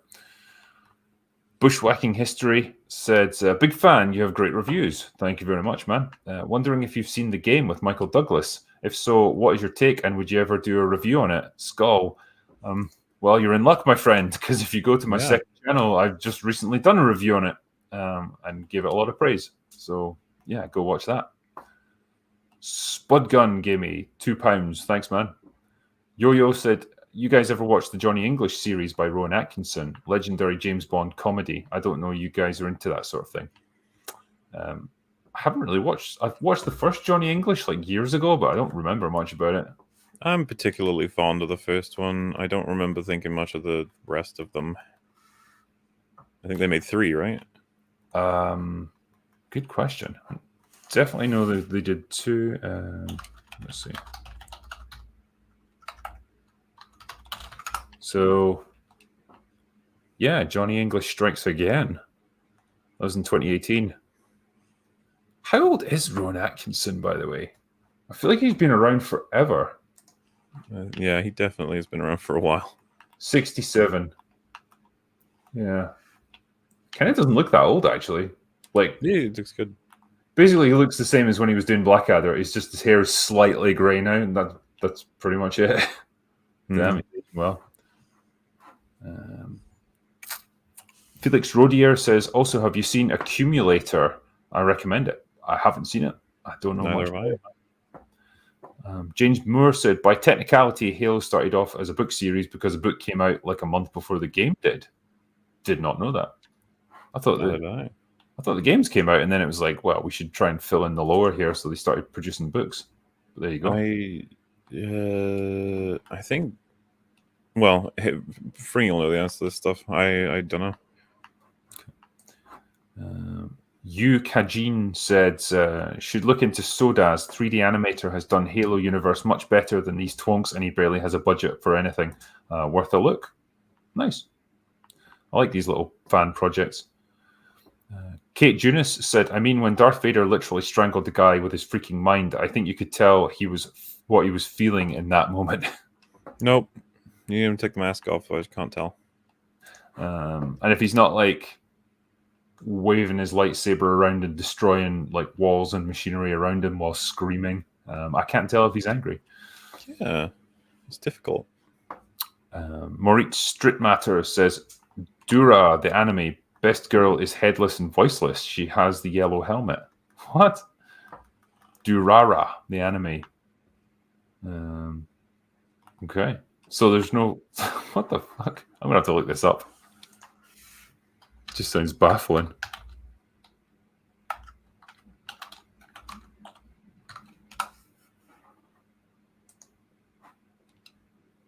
Right. Oh, yeah. Yeah, I'm just looking at the... Fucking hell. Yeah, okay. So, yeah, there's a scene where, like, I guess it's artwork. She takes her helmet off, and there's basically just, like, weird tentacle stuff underneath. So... or smoke or something. Yeah, that's bizarre. So what the hell is she? Oh, well. There you go. It can be done. Andrew M says, "Hi, Drinker. Love your content. You're a legend, dude. Thank you very much, man. I take it I'm too late to get a Drinker plushie. If not, then how can I get one?" So for the time being, you're too late, but they usually do these in like batches. So hopefully we'll do another one, I guess, later on this year and see how that one goes. Maybe got a slightly different style to it or something. But yeah, I'm sure we'll do more plushies. OMG Puppies said, "Foundation was okay, not great. The best thing I saw on Apple TV was See with Jason Momoa. Everyone in the world is blind and a couple of kids are born who can see." There you go. I remember people talking about that, but I've not seen it myself. Jason Momoa is a bit of an interesting one. He's not really the kind of guy I would normally pick to lead a show or a movie. You know, he's got an interesting look to him. He's obviously a huge dude, but I don't know, man. He doesn't really have the acting ability.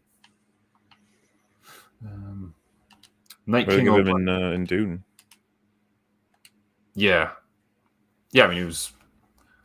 I always feel like he's just being Jason Momoa, but yeah. Once he loses, my man. Yeah, my man. Yeah. Once he loses his beard, though, he loses his power. That's why he died in Dune. Yeah. Night King 01 said, "Mr. H did a video on the first Halo episode and Paramount copyright blocked it, so he streamed for an hour ranting on it instead. Damage control." Nice one. Yeah, that's the solution. Yeah. Disternaut said, "Greetings, you two. Hilarious EFAP last night, long man. Watched the newer horror movie The Curse the other day. Highly recommend. Similar to The Witch." Yeah, glad you enjoyed it. I think a lot of people might like an EFAP episode like that. We just have a collection of insane arguments and quotes from somebody to react to, basically. John Ghost gave me $20 for a super sticker. Cheers, matey. Noopsa78 said, "Cheers, gentlemen. Have you seen Altered Carbon?" I've seen season 1, and like I got halfway through season 2 and then just fucking lost interest because it just wasn't as good. Sad. But yeah, season 1 was great. More Street Matter says, "Have any of you seen Come and See? Harrowing." I haven't. I have not. I feel like this is... Oh, I think someone's mentioned this to me before. Yeah, so it's about... I think it's a World War II thing. Yeah, so the German occupation of Belarus during World War II. Yeah, I've had people talk to me about this before. Yeah, it's meant to be pretty grim. Be interested to watch it, though, because it's a Soviet movie. Beloved and his Sparrow said, "I've subscribed to Drinker, MauLer, Nerdrotic, and PewDiePie a few weeks ago. I'm so glad I did. Hail." Thank you, man. I'm not sure why we lumped in with PewDiePie, but yeah. Cheers. Chris Nicholson said, "Want to light a fire under George R.R. Martin? Just have Brandon Sanderson threaten to name his next novel The Winds of Winter. You snooze, you lose. That should get him over his writer's block." What the fuck is this Brandon Sanderson rivalry with George Martin? Weird. Don't know, but I know a lot of people have said, "Can you let Brandon Sanderson finish A Song of Ice and Fire" at this point? Yeah. Because he gets work done, right? He pumps out stories.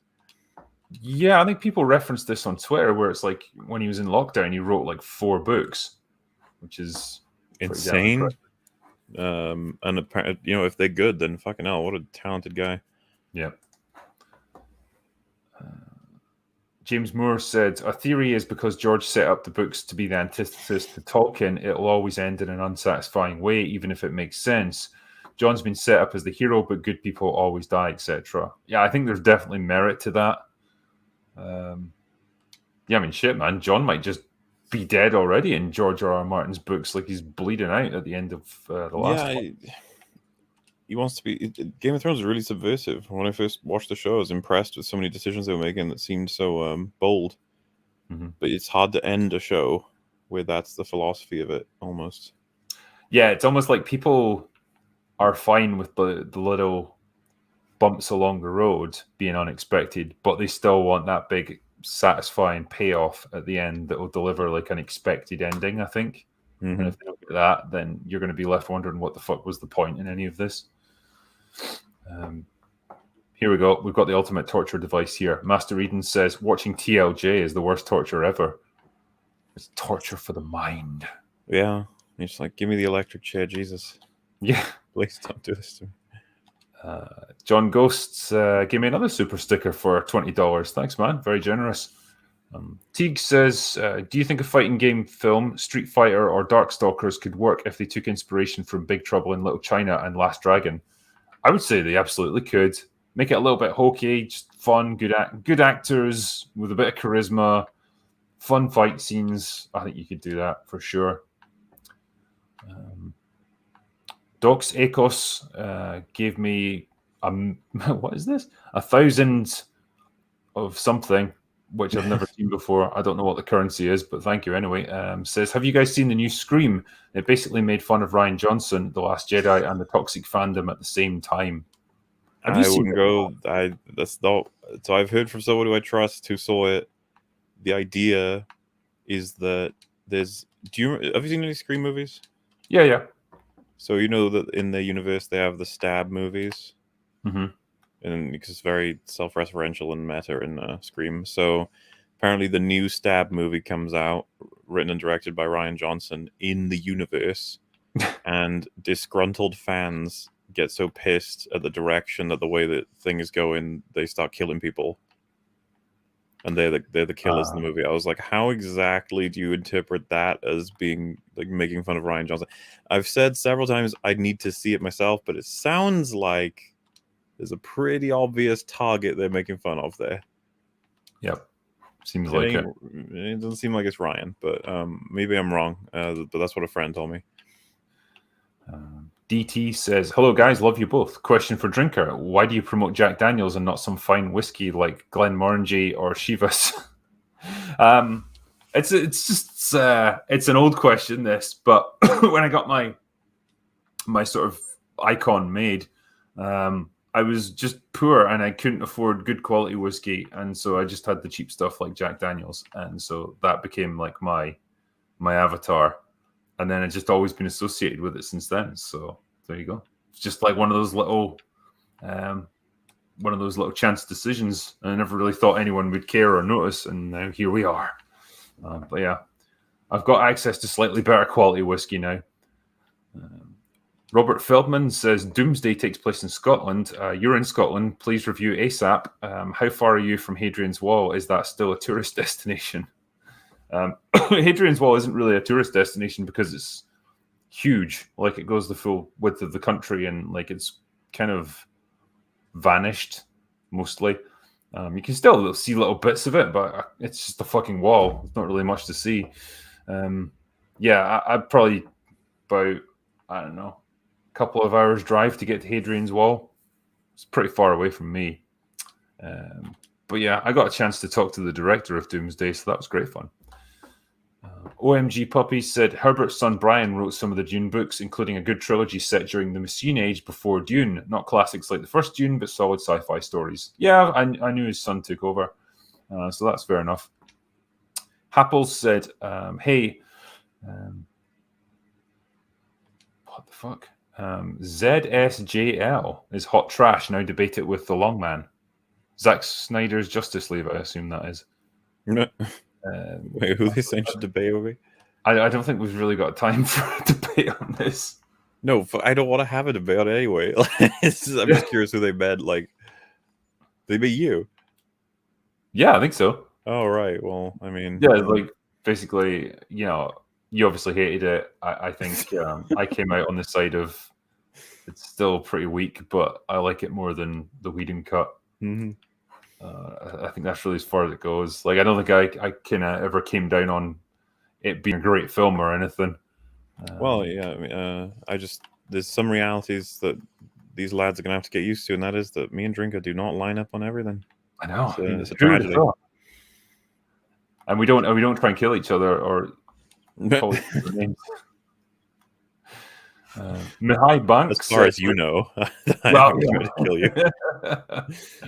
That's like I haven't seen your Discord server. Mihai Banks says, Drinker, you recommended Spider-Man No Way Home. Why? Scene A, Peter Tingle identifies Osborn as bad. Scene B, 3 Spider-Man can't sense Osborn chucking bombs. Are you talking about when he arrives in the finale? Because, like, to be fair, Green Goblin is flying and really far away when he throws the set, and they're all distracted by, like, Doctor Strange, a literal wizard. I think you got to make some allowances. The fact is, right, Spider Sense is pretty fucking OP. You got to be careful with it, because, like, how does Peter get hit at all by Green Goblin in Spider-Man 1? It's like, how is that possible? And it's like, well, Green Goblin is like a super soldier. He's kind of fast too. And it's like, yeah, but he's not Spider Sense fast. You saw what it was like. Peter sees things in slow motion, man. And it's like, yeah, you got to make some allowances for I know how this sounds, but character stress, character like situation. You can even argue that Peter's fucking tired, man. He's been doing a lot of fighting. Maybe his Spider Sense just isn't as good when he's been under some stress. I think you got to give the writers some level of leeway, because that power is so fucking useful to the point where Spider-Man... I mean, people have said before, right? Spider-Man's like one of the most overpowered heroes out of them all. Because he's super strong, super regenerative, super agile, and then Spider-Sense. I mean, I guess so, like, particularly from the comics and stuff, like, I don't think the movies ever explored that to a huge extent, like his regenerative abilities, or... I don't know, even his strength seems to fluctuate quite a bit. I think it's film or even within the course of a movie. Oftentimes they try to nerf him because we got to see him struggle, and so sometimes you're just like, oh, that beat him, huh? And you're like, yeah, just go with it. He's having trouble. Yeah.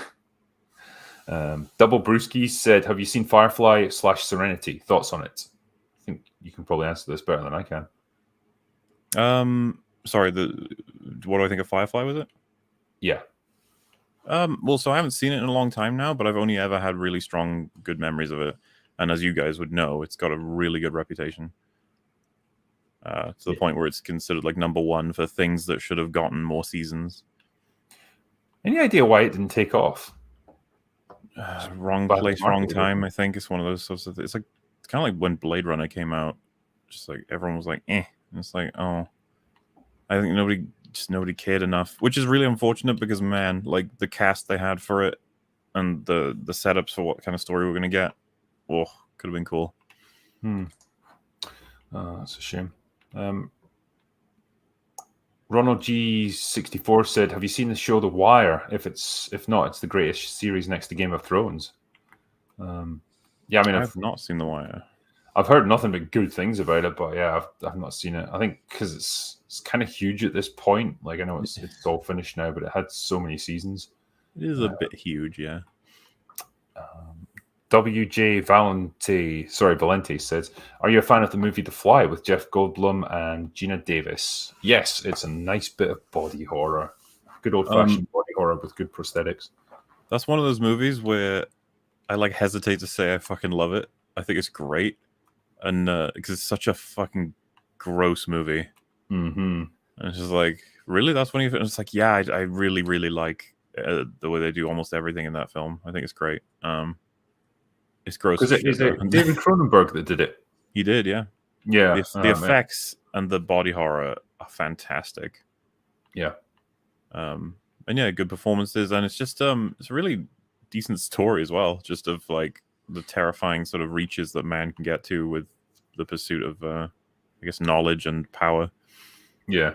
And it's a good it's a good little update of the original, which I think it was just one of those goofy like 1950s monster horror movies. If anybody tries to remake The Fly, I'm going to be annoyed, I imagine, because I feel like it's done now. We're good. It's aged really well. Just leave it alone. Waffles said, "Hail High Res Angry Joe and hail Terror Man." Did you saw the interview of Caitlyn Jenner where she says she's tired of this woke world. The normies and even people from within the gender identity cult begin to wake up. Yeah, Caitlyn Jenner's kind of based on this stuff. Like, it's interesting. But yeah, it's fucking hell. I wouldn't want to be a female athlete, put it that way. Well, some people, you already pointed out, some people saying like The Fly is a remake. It's like, yeah, I know. It's been nailed now. Like, they don't need to do it again. Yeah. I think that it's a good example, I guess, of where technology was able to help you. Cronenberg was able to do things with that movie in terms of like makeup, prosthetics, and stuff that you couldn't have done, or at least you couldn't have shown back in the 50s. It would have been far too gory and explicit. So yeah, like they reached that point there and just told a great story and just nailed it. Like you say, there's no particular need to remake it. You're not going to improve on that. Yeah, Wolfsbane says, if only George had Sanderson's work ethic, we wouldn't have to worry about A Song of Ice and Fire being finished and already had the spin-offs he wanted. Yeah, I mean, we discussed all kinds of reasons why this has happened, and I think it's probably just that combination of different things, like shit work ethic, inability to say no to other projects, getting distracted by so many demands on his time, all combined together to just derail him. There are clips when he's like talking about, season 2 and 3 are coming out, and he's like, "Oh, they're catching up to me." It's like, fuck off. Limel Daglia said, "Hey, Drinker and MauLer, longtime fan and lurker. What do you guys think about Miura's Berserk, and will you cover or review it one day?" So, yeah, I'm planning to watch Berserk. Like the anime from like the 90s apparently is what I should watch, because they made like I think a movie from a few years ago and it's garbage. So as long as I stick with that, I should be okay. But yeah, beyond that, I don't know much about it yet because I haven't seen it. Pete Derrick said, "What happened to the cool male voices in Hollywood? Sean Connery, Gregory Peck, James Earl Jones, etc. At least have some bass or a unique delivery." Oh, so, don't worry. Children now in Hollywood. Gonna hear plenty of Vader soon in the Kenobi show, huh? Yeah, great.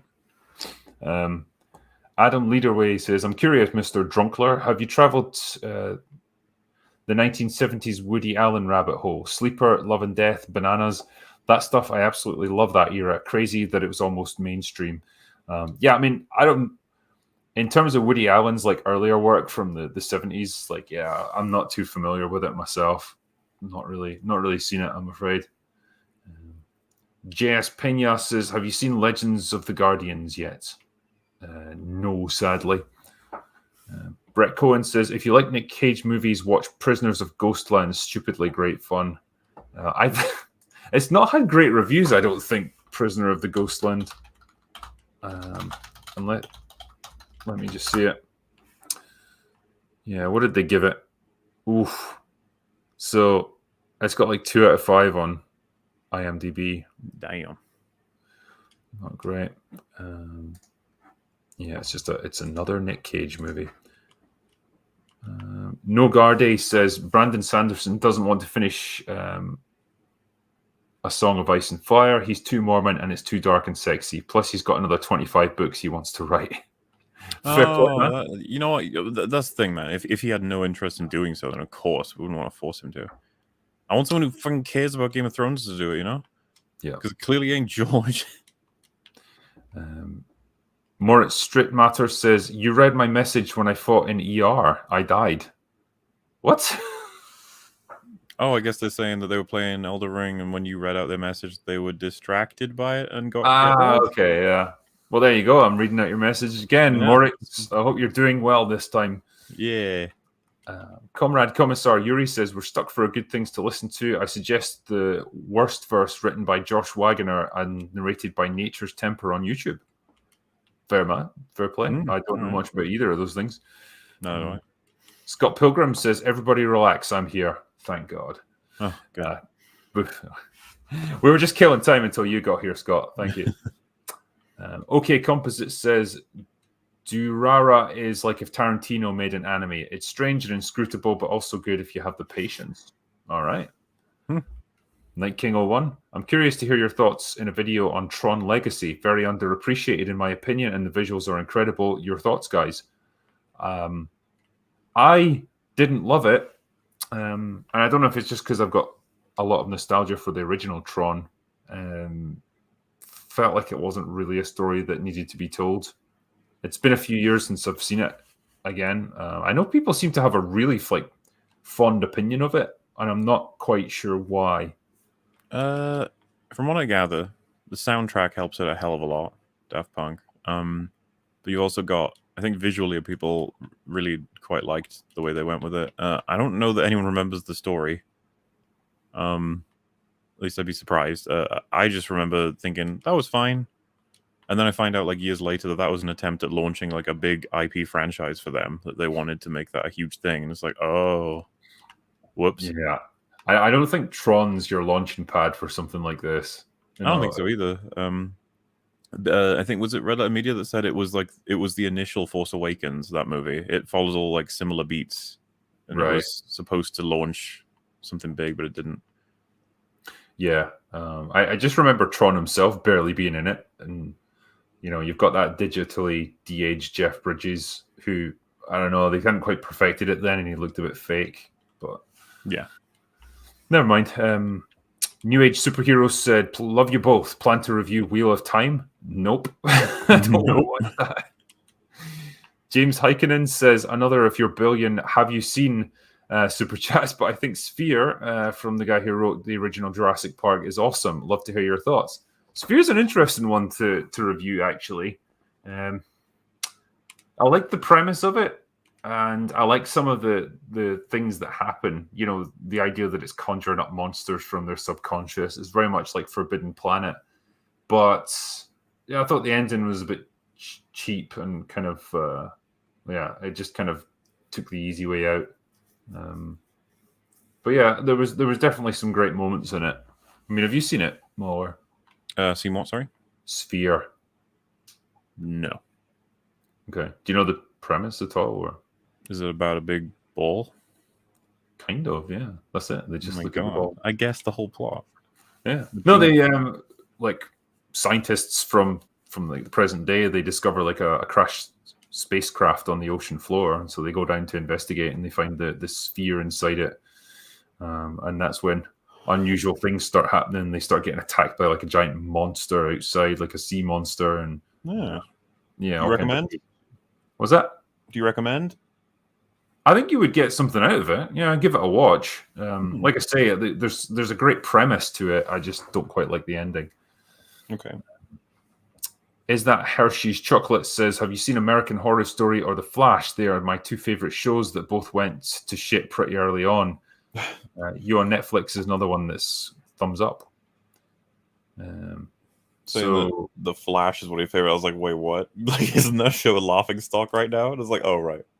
Yeah. Is that not the fuck? Is that a crazy stalker guy who's just lusting after a girl, and it's all kind of told from his point of view? Hold on, if it's the one I'm thinking of. Yeah, that's the one I'm thinking of. So yeah, he's a stalker and a murderer and stuff, and it's basically the story told from his point of view, how much he's obsessed with this girl. So take that for what it is. B said, spend this $10 on something embarrassing. Right, get me an inflatable woman. Neil Kenyon says, drink her and MauLer. Snog, marry, avoid. Daenerys, Cersei, or Brienne? Tricky. I think I'd marry Daenerys if I could stop her from really. I feel like I'm gonna get rid of it. But if you think well, who have you got to spend the rest of your life with? Who's the hottest? It's probably going to be her out of the three of them. But she's also the one that would possibly chop your head off. I could deal with that though. That's most Scottish women, really. So I'm pretty well versed in that kind of thing. Because I'm just imagining spending the rest of my life with Brienne, and I don't want to contemplate that. And Cersei, I don't know, man. We could get drunk together. She likes her wine. Yeah. Yeah, I think I would snog Cersei, Marry Daenerys and avoid Brienne.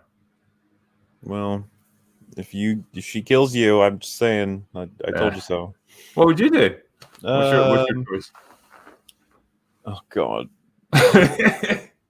I might. I'm sorry. I might have to marry Brienne just because I know she won't kill me. She's a nice person. And then the other two, I guess probably kiss Daenerys, and then we'll just leave fucking Cersei alone. That's one, yeah. Cersei's the kind of, I don't know. I see her as like the least troublesome of the three. You know, she's kind of drinks and she's a little bit vindictive, but I don't know, man. She does a lot of crazy stuff too. I mean, I wouldn't. Yeah, she did blow up the entire Citadel place. That was something she did. Yeah. Yeah. Black Knight 232 said, "Hello, gents. Enjoy the vids a lot as it helps with my workday. Quick question: do you think Snyder and DC should have done an Injustice series of movies? Snyder seems like the guy to pull it off." I mean, if it's darker in tone, then basically the more dark and grim and violent it is, the better Snyder's going to be suited to it, I guess. But you know, shows like, or movies like Army of the Dead, man, it just makes me think he doesn't really know how to make films anymore. You know what I mean? Like, it's like whenever he needs to do something quickly and efficiently, he chooses like the slowest and most tedious way to do it. And this is why all his movies seem to be like an hour longer than they have to be. I suppose we'll have to see whatever he comes up with next. But yeah, Army of the Dead for me was like, that's easily his worst thing. Yeah. And that's his newest thing. So yeah. David Sakamoto says, "Will you guys ever collab with the Act Man?" I don't know. Will we? Should we? EFAP has. We've had him on. We talked to him about Halo and some other stuff. I think that with this show coming out, I'm probably going to try and get in contact with him, see if he wants to come on and talk about it, because there's no way that Rags and Fringy are not going to want to rip that thing in shreds. I am in a unique position. This happens every once in a while, Drinker, to us. It happened with Wheel of Time, of course, but it's just something where I see it, I recognize it's crap, but I don't actually care. I'm just like, huh. Yeah. And then you see all these people crying and wailing, and you're like, "Oh, I'm sorry." I'm sorry. Once you've lost that emotional connection to any franchise or movie or whatever, it's remarkably liberating. You just sit back and be like, whatever. Yeah. Meanwhile, it's like Kenobi episode 1, and I'm like, no. Yeah. Poor Obi-Wan.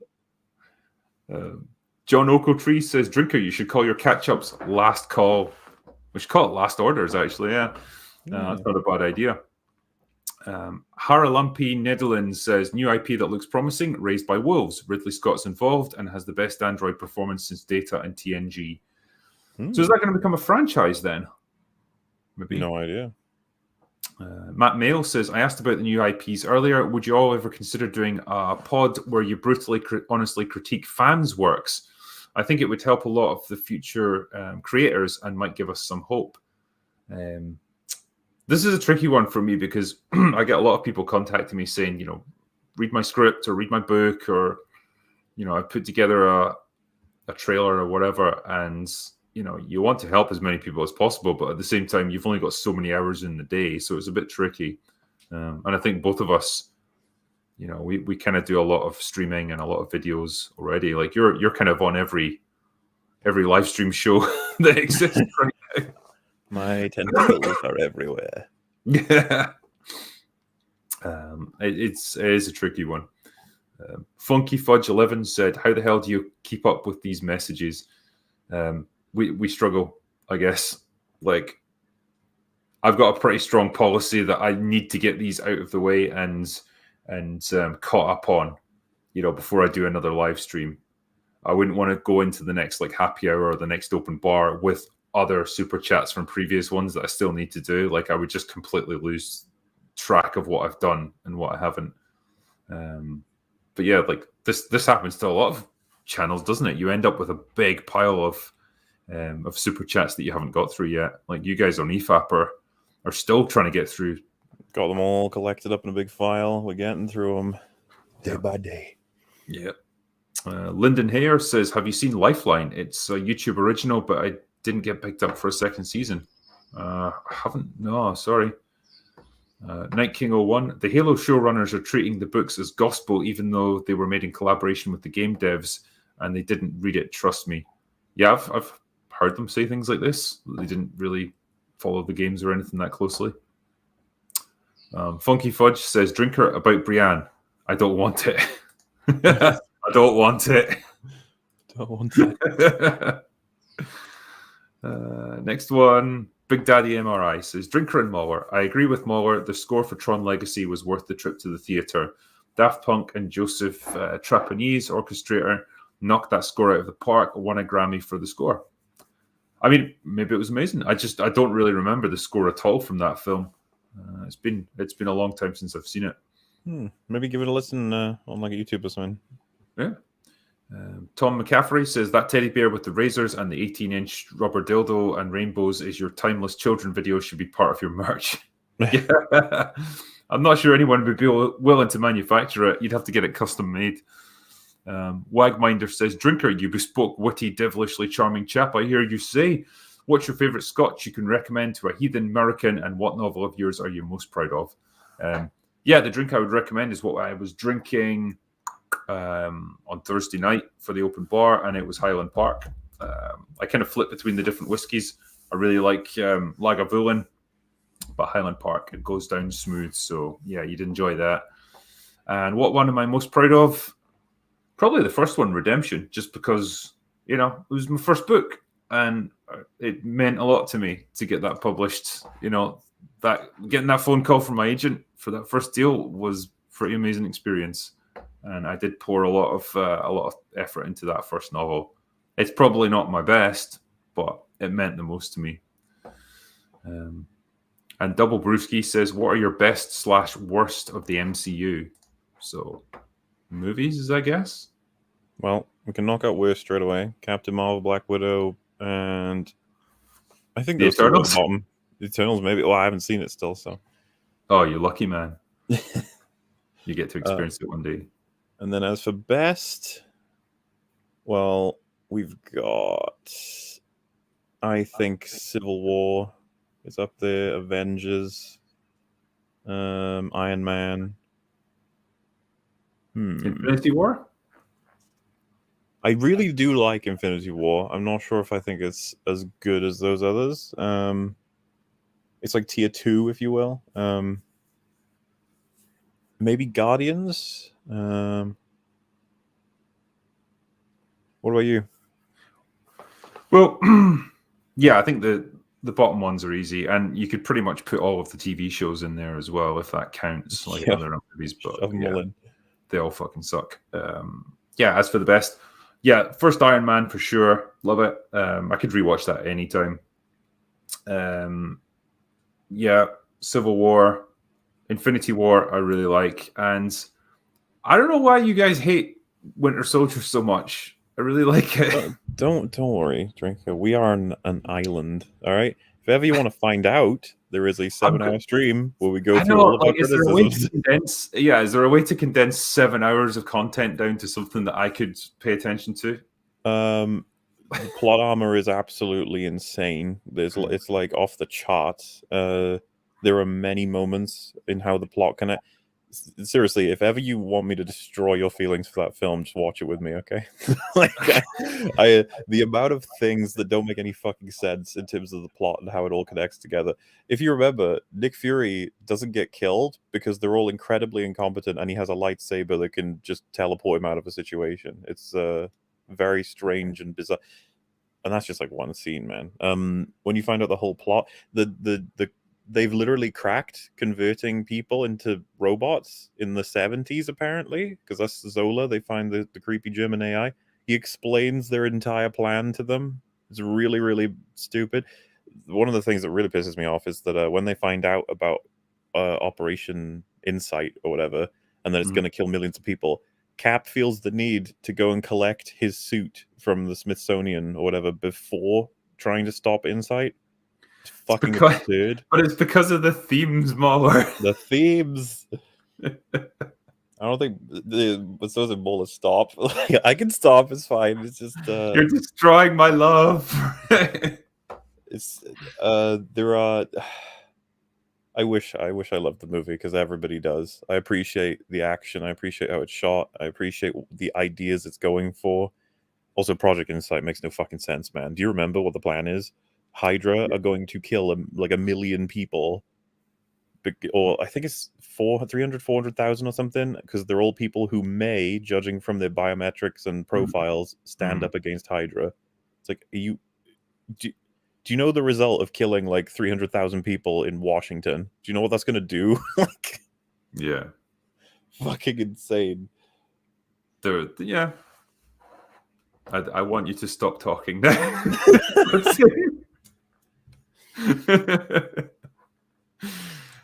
Damn, man. Kelly Johnson here says, I love seeing you guys pound George R.R. Martin on After Hours. Oh, we love doing it, so it's all right. Not MC said, what do you do to find an agent? Yeah, I mean, at the risk of sounding a bit obvious, you just look them up on Google. Like, there'll be directories of literary agents in your country, in your area, that you can contact. You find one that specializes in, the genre that you're writing in, or preferably find like a dozen, and start submitting your books to them and see what happens. Wagminder says, what do you think of LA Confidential? Don't know. Haven't really seen it that I can remember. I loved it. I thought it was awesome. That's one of the films I saw about 8 years ago, and that was in my phase of like, man, it's been way too long that I've not seen this movie. And when I finally watched it, I was like, man, this is good shit. I must get around to it. Kelly Johnson says, MauLer's going to torch House of, what's that? HOTD, like Danny did King's Landing. House of the Dragon? Must be, yeah. Wait, are they asking if I'm going to torch it? I don't know he's yet. Just stating that you will. I think people haven't quite grasped that, like, Game of Thrones, my passion for Game of Thrones was annihilated by that last season. Like, I definitely disenfranchised. So the idea that it's like, I'll check it out because I want Gary to have somebody to talk to about that show. Yeah. And if not, yourself as well. But I don't know, man. I don't know what it's going to do. I don't know. We'll see. I couldn't give less of a shit about it. I would watch it just purely to see what kind of car crash they come up with, but that's pretty much all. Night King 01 says, have you ever seen Bicycle Thieves? One of the most realistic portrayals of a character I have ever seen in a film. So sad and compelling. Have you heard of that? I haven't. Bicycle Thieves. No, I'm not too well up on that, mate. Here you go. Can you give a treatise on the plot armor of the protagonists of Buffy? Oh, Buffy has all kinds of problems. lots of problems. But what Buffy has is individual episodes and then some seasons that are fucking amazing. Good luck for anybody starting up Buffy. The first 2 seasons are garbage.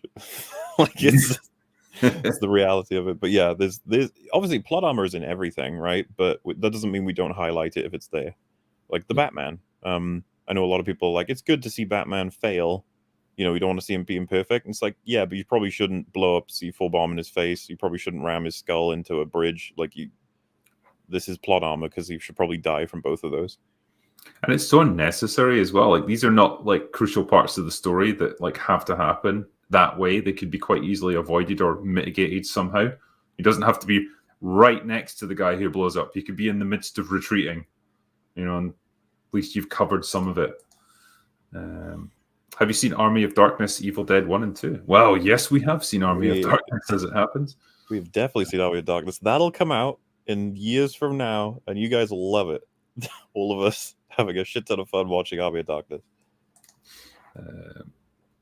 Did you laugh so hard you cried when Danny burned King's Landing?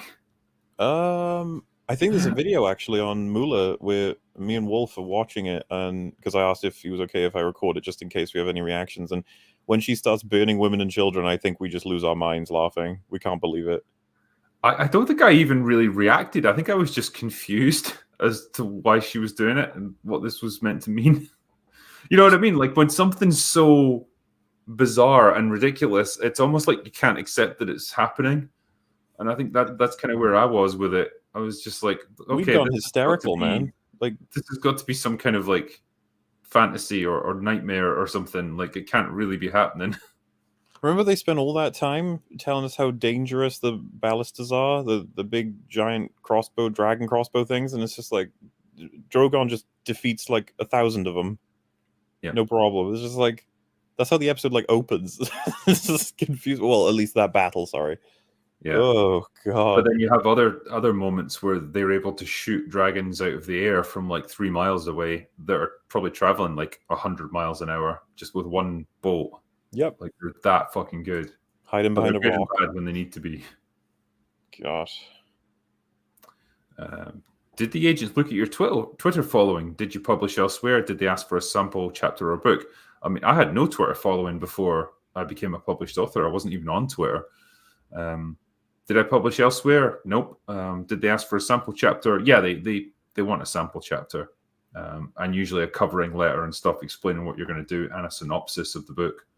If you go on my second channel, right, there's a video I made for this exact reason, so I don't, keep saying the same thing to people, but explains pretty much the process for trying to get an agent and then a publisher and stuff and how it all works. So, yeah, go to After Hours and have a look for that because it'll probably be quite helpful for you.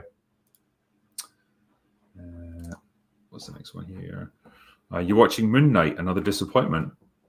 Tough to say at this point. I thought the trailer looked okay, but well, did you no see idea what to make of it? Really? Did you see the clip? No. Like a clip came out of him looking all panicky and being like, and there's this girl, no idea who she is, but she's like, you got to do this and this, and then people start attacking them, and she's beating them all up, and he's like, whoa, you're so impressive. And then she hands him something, and she's like, you got to use that to become the Moon Knight or some shit. It's like, no. It's like they can't help themselves, can they? Every time they've just got the kernel of an interesting character or whatever, they have to put stuff like that in and ruin it. Oh man, I was so ready for the idea that we were going to get a guy who gradually discovers and gets these powers, has to figure them out on his own, and he's struggling with his own story, not a guy being led around by some lady I don't know telling him how to do everything. Please don't. Please don't. Yeah. As chat is saying, here we go again. It's just like, oh god, not again. Yeah. Come on. It's like every time. Jar Mayo, the movie industry built on perception rather than fact, run by businessmen who only understand numbers, don't have a clue about what's good and what isn't. I mean, yeah, no argument there. Like, there's not many instances, I think, where a studio's interfered in a movie and it's resulted in a better end product. MauLer never found McQueen to save her life. I don't think we should save her, you know? You know when John stabbed her? It was such a like, yeah, well... what are you going to do, eh?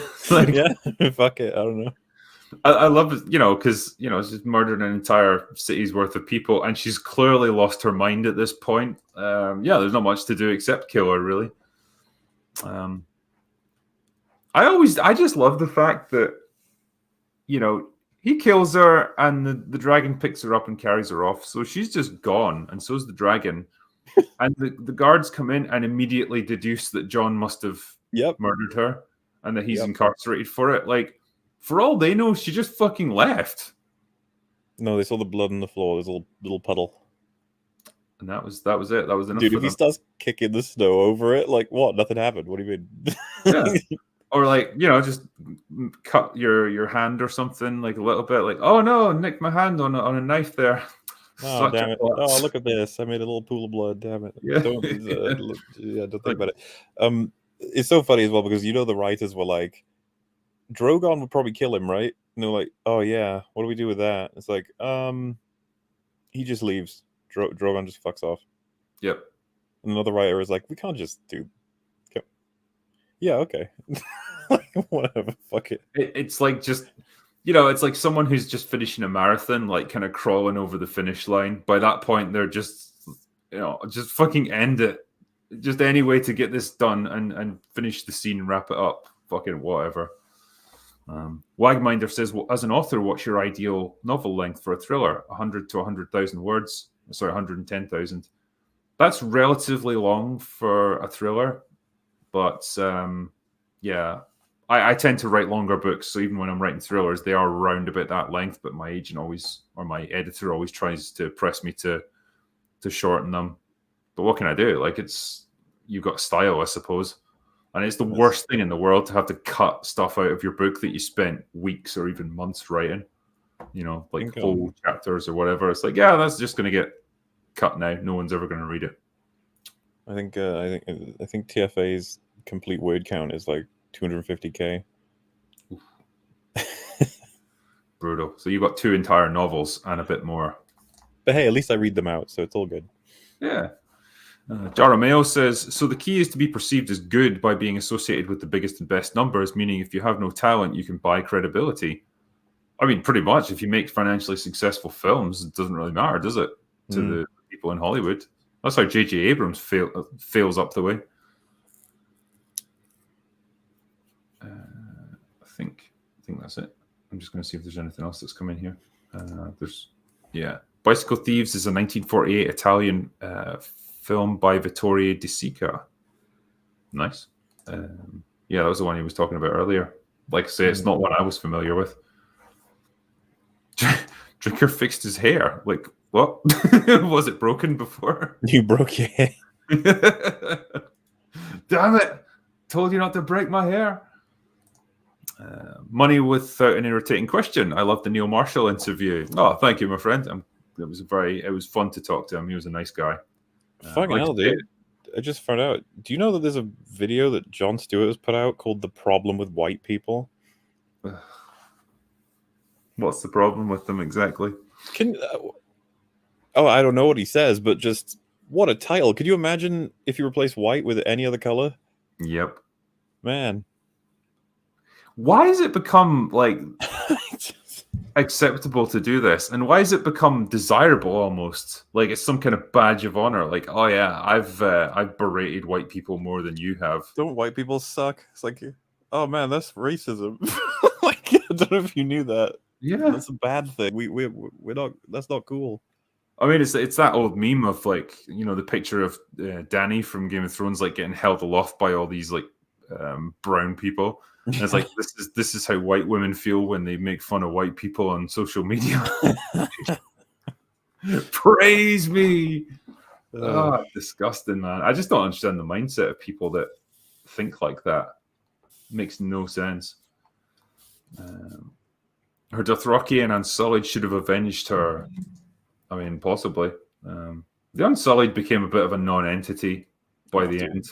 All of it became a non-entity by the end. They had no idea what to do with any of the components. Fucking Grey Worm. I keep wanting to call him Worm Tongue, but it's like, it's a different franchise. But much better character.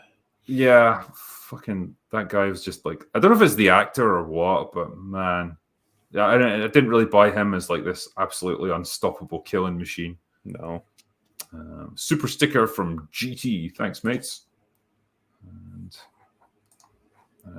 Rat Boy, have either of you seen The High Plains Drifter? Yes, it's one of Eastwood's most underrated westerns and a rare example of a western ghost story.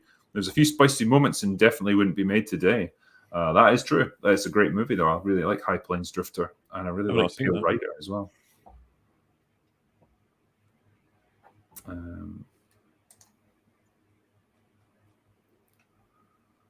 Just scrolling through here. I'll try not to miss any. Sir Marhouse. So I wanted to make a YouTube channel to read a chapter of my book at a time when I'm writing it to have people give me feedback and etc. I'm just worried people won't be interested in reading after. I mean, I don't know what to say. Like, hopefully the material should stand on its merits. I don't know if that's the easiest way to get people to see your book. Because, I don't know, man, reading out a whole chapter of your book, like, not many people are going to take the time, you know, to listen to like a 20, 30-minute reading of a book that they don't know anything about by an author that they don't know of. You know what I mean? Like that's not me trying to insult you or anything. It's just kind of like how people perceive content on YouTube. They obviously seek out stuff that's interesting to them, and if they don't know what they're looking for, I don't know how they would really see you. And that's like, It's an interesting way of writing. Though I wonder if there's a reason why most writing is done by like one person and then like other people sort of proof the whole thing rather than chapter by chapter. You have like a committee sort of giving ideas. I'm not saying it's impossible to write a good story that way. I just wonder if that would really fuck the process a bit. Yeah, I mean, you got the potential that 20 people read it, you get 20 different like suggestions on what you should do next. Like, is that necessarily going to help you? You should, I would hope that you would kind of just have your own idea about where you want the story to go and write the story that you really care about, rather than trying to please other people or do what you think they want. Because the moment you start doing that, you're just setting yourself up to fail, because you'll never please everyone. Next one, just scrolling down here. Give me 1 second. I think we're pretty much done. Solar Sailor, ever see the video of George R. R. Martin and Stephen King live Q&A? George asked King how he writes so many books so fast. Embarrassing admission. What? Just the fact that George can't and Stephen King can. This is the problem. It's an extreme, right? Because like, if someone said I can only write 1 book per year, I'd be like, that's totally fine. If someone said I can only write 1 book per 3 years, I'd be like, yeah, I still think that's not shameful, or embarrassing. When you say like I can't write a book in 10 years, I'd be like, oh, you probably need to work on that, I guess. Something's wrong. At a certain point, you just have to say, I can't write this book. Yeah. It's taken me 10 years. I mean, I would argue as well, like Stephen King hasn't produced good classic books for quite some time now. I was going to say, what was the last book he made that everyone was like, that was fantastic? So I don't remember. Yeah. He seems to have lost his mind a little bit on social media. Like, I don't know, man. Twitter will do that to you. Yeah, he just spouts some absolute garbage. Ryan Kinno, or should I say Kyan Rino, just finished watching DSP stream. How's it going? I mean, if you're watching DSP, I don't know, man. New Age Superhero, did you watch Castlevania? Any chance to review? I haven't seen it yet. I've been recommended it. Yeah, people say it's really good. And I'll believe them. Right. I think we're just about there. Ever played Bioshock games and thoughts about plots? I have, and I love them. Love the first one. Like the second one because of the mechanics. The story's a bit Bioshock Infinite, sorry, can suck a dick. It's the worst thing ever. Greg Gautier says, it's because whiteness is the new original sin, but there's no redeemer. There's only the perpetual mortification of the self if you are white. Yeah, isn't it lovely? I just don't know how people imagine the world is meant to function if that's your mindset. It's super awkward, man. If any of this shit is said to me in a call by somebody else, I'd be like, ooh, do you mind not being racist? It's just a bit, like, it's a bit much for me. Yeah, or do you mind not being a complete dick? Yeah, pretty much. Wagminder says, stay giggity, my friends. Giggity, giggity. Will do. All right. I think we're done. We made it. Yeah, I'm pretty sure that's all of it. Yeah, we made it through. All right. We got to the end, MauLer. We did it. In only 2 hours and 18 minutes. Yeah. And we went into quite a lot of detail with some of these as well. So I'm proud of it. We answered questions. Yay. And hey, I actually think that idea of calling it last call, last orders or whatever, that's not a bad idea. Because you know how you title these based on the number of the open bar? So it would just be called like open bar 18 last call. Yep. I think that's good little bit of branding. Good idea, Chatter. Yeah, thank you. We get some great stuff from chat. Like they're the ones who came up with the Drinkers VIP lounge as well when I interview directors or whatever. So nice. But yeah, I might go back and retitle them a little bit because I just kind of plonked in Superchat Catchup because it was just the first thing that came into my head. Yeah, makes sense. But no, this is a bit better, a bit more interesting. So yeah, thanks for that, and thanks to everyone who super chatted me tonight. It's awesome. Very much appreciate you guys, and hopefully you might want to join us on Thursday because we've got Gary, we got MauLer, we got Az, and we are going to be finishing up our Lord of the Rings adventure with Return of the King. Looking forward to it. The what? Sorry. looking forward to it. That's all I said. Yeah.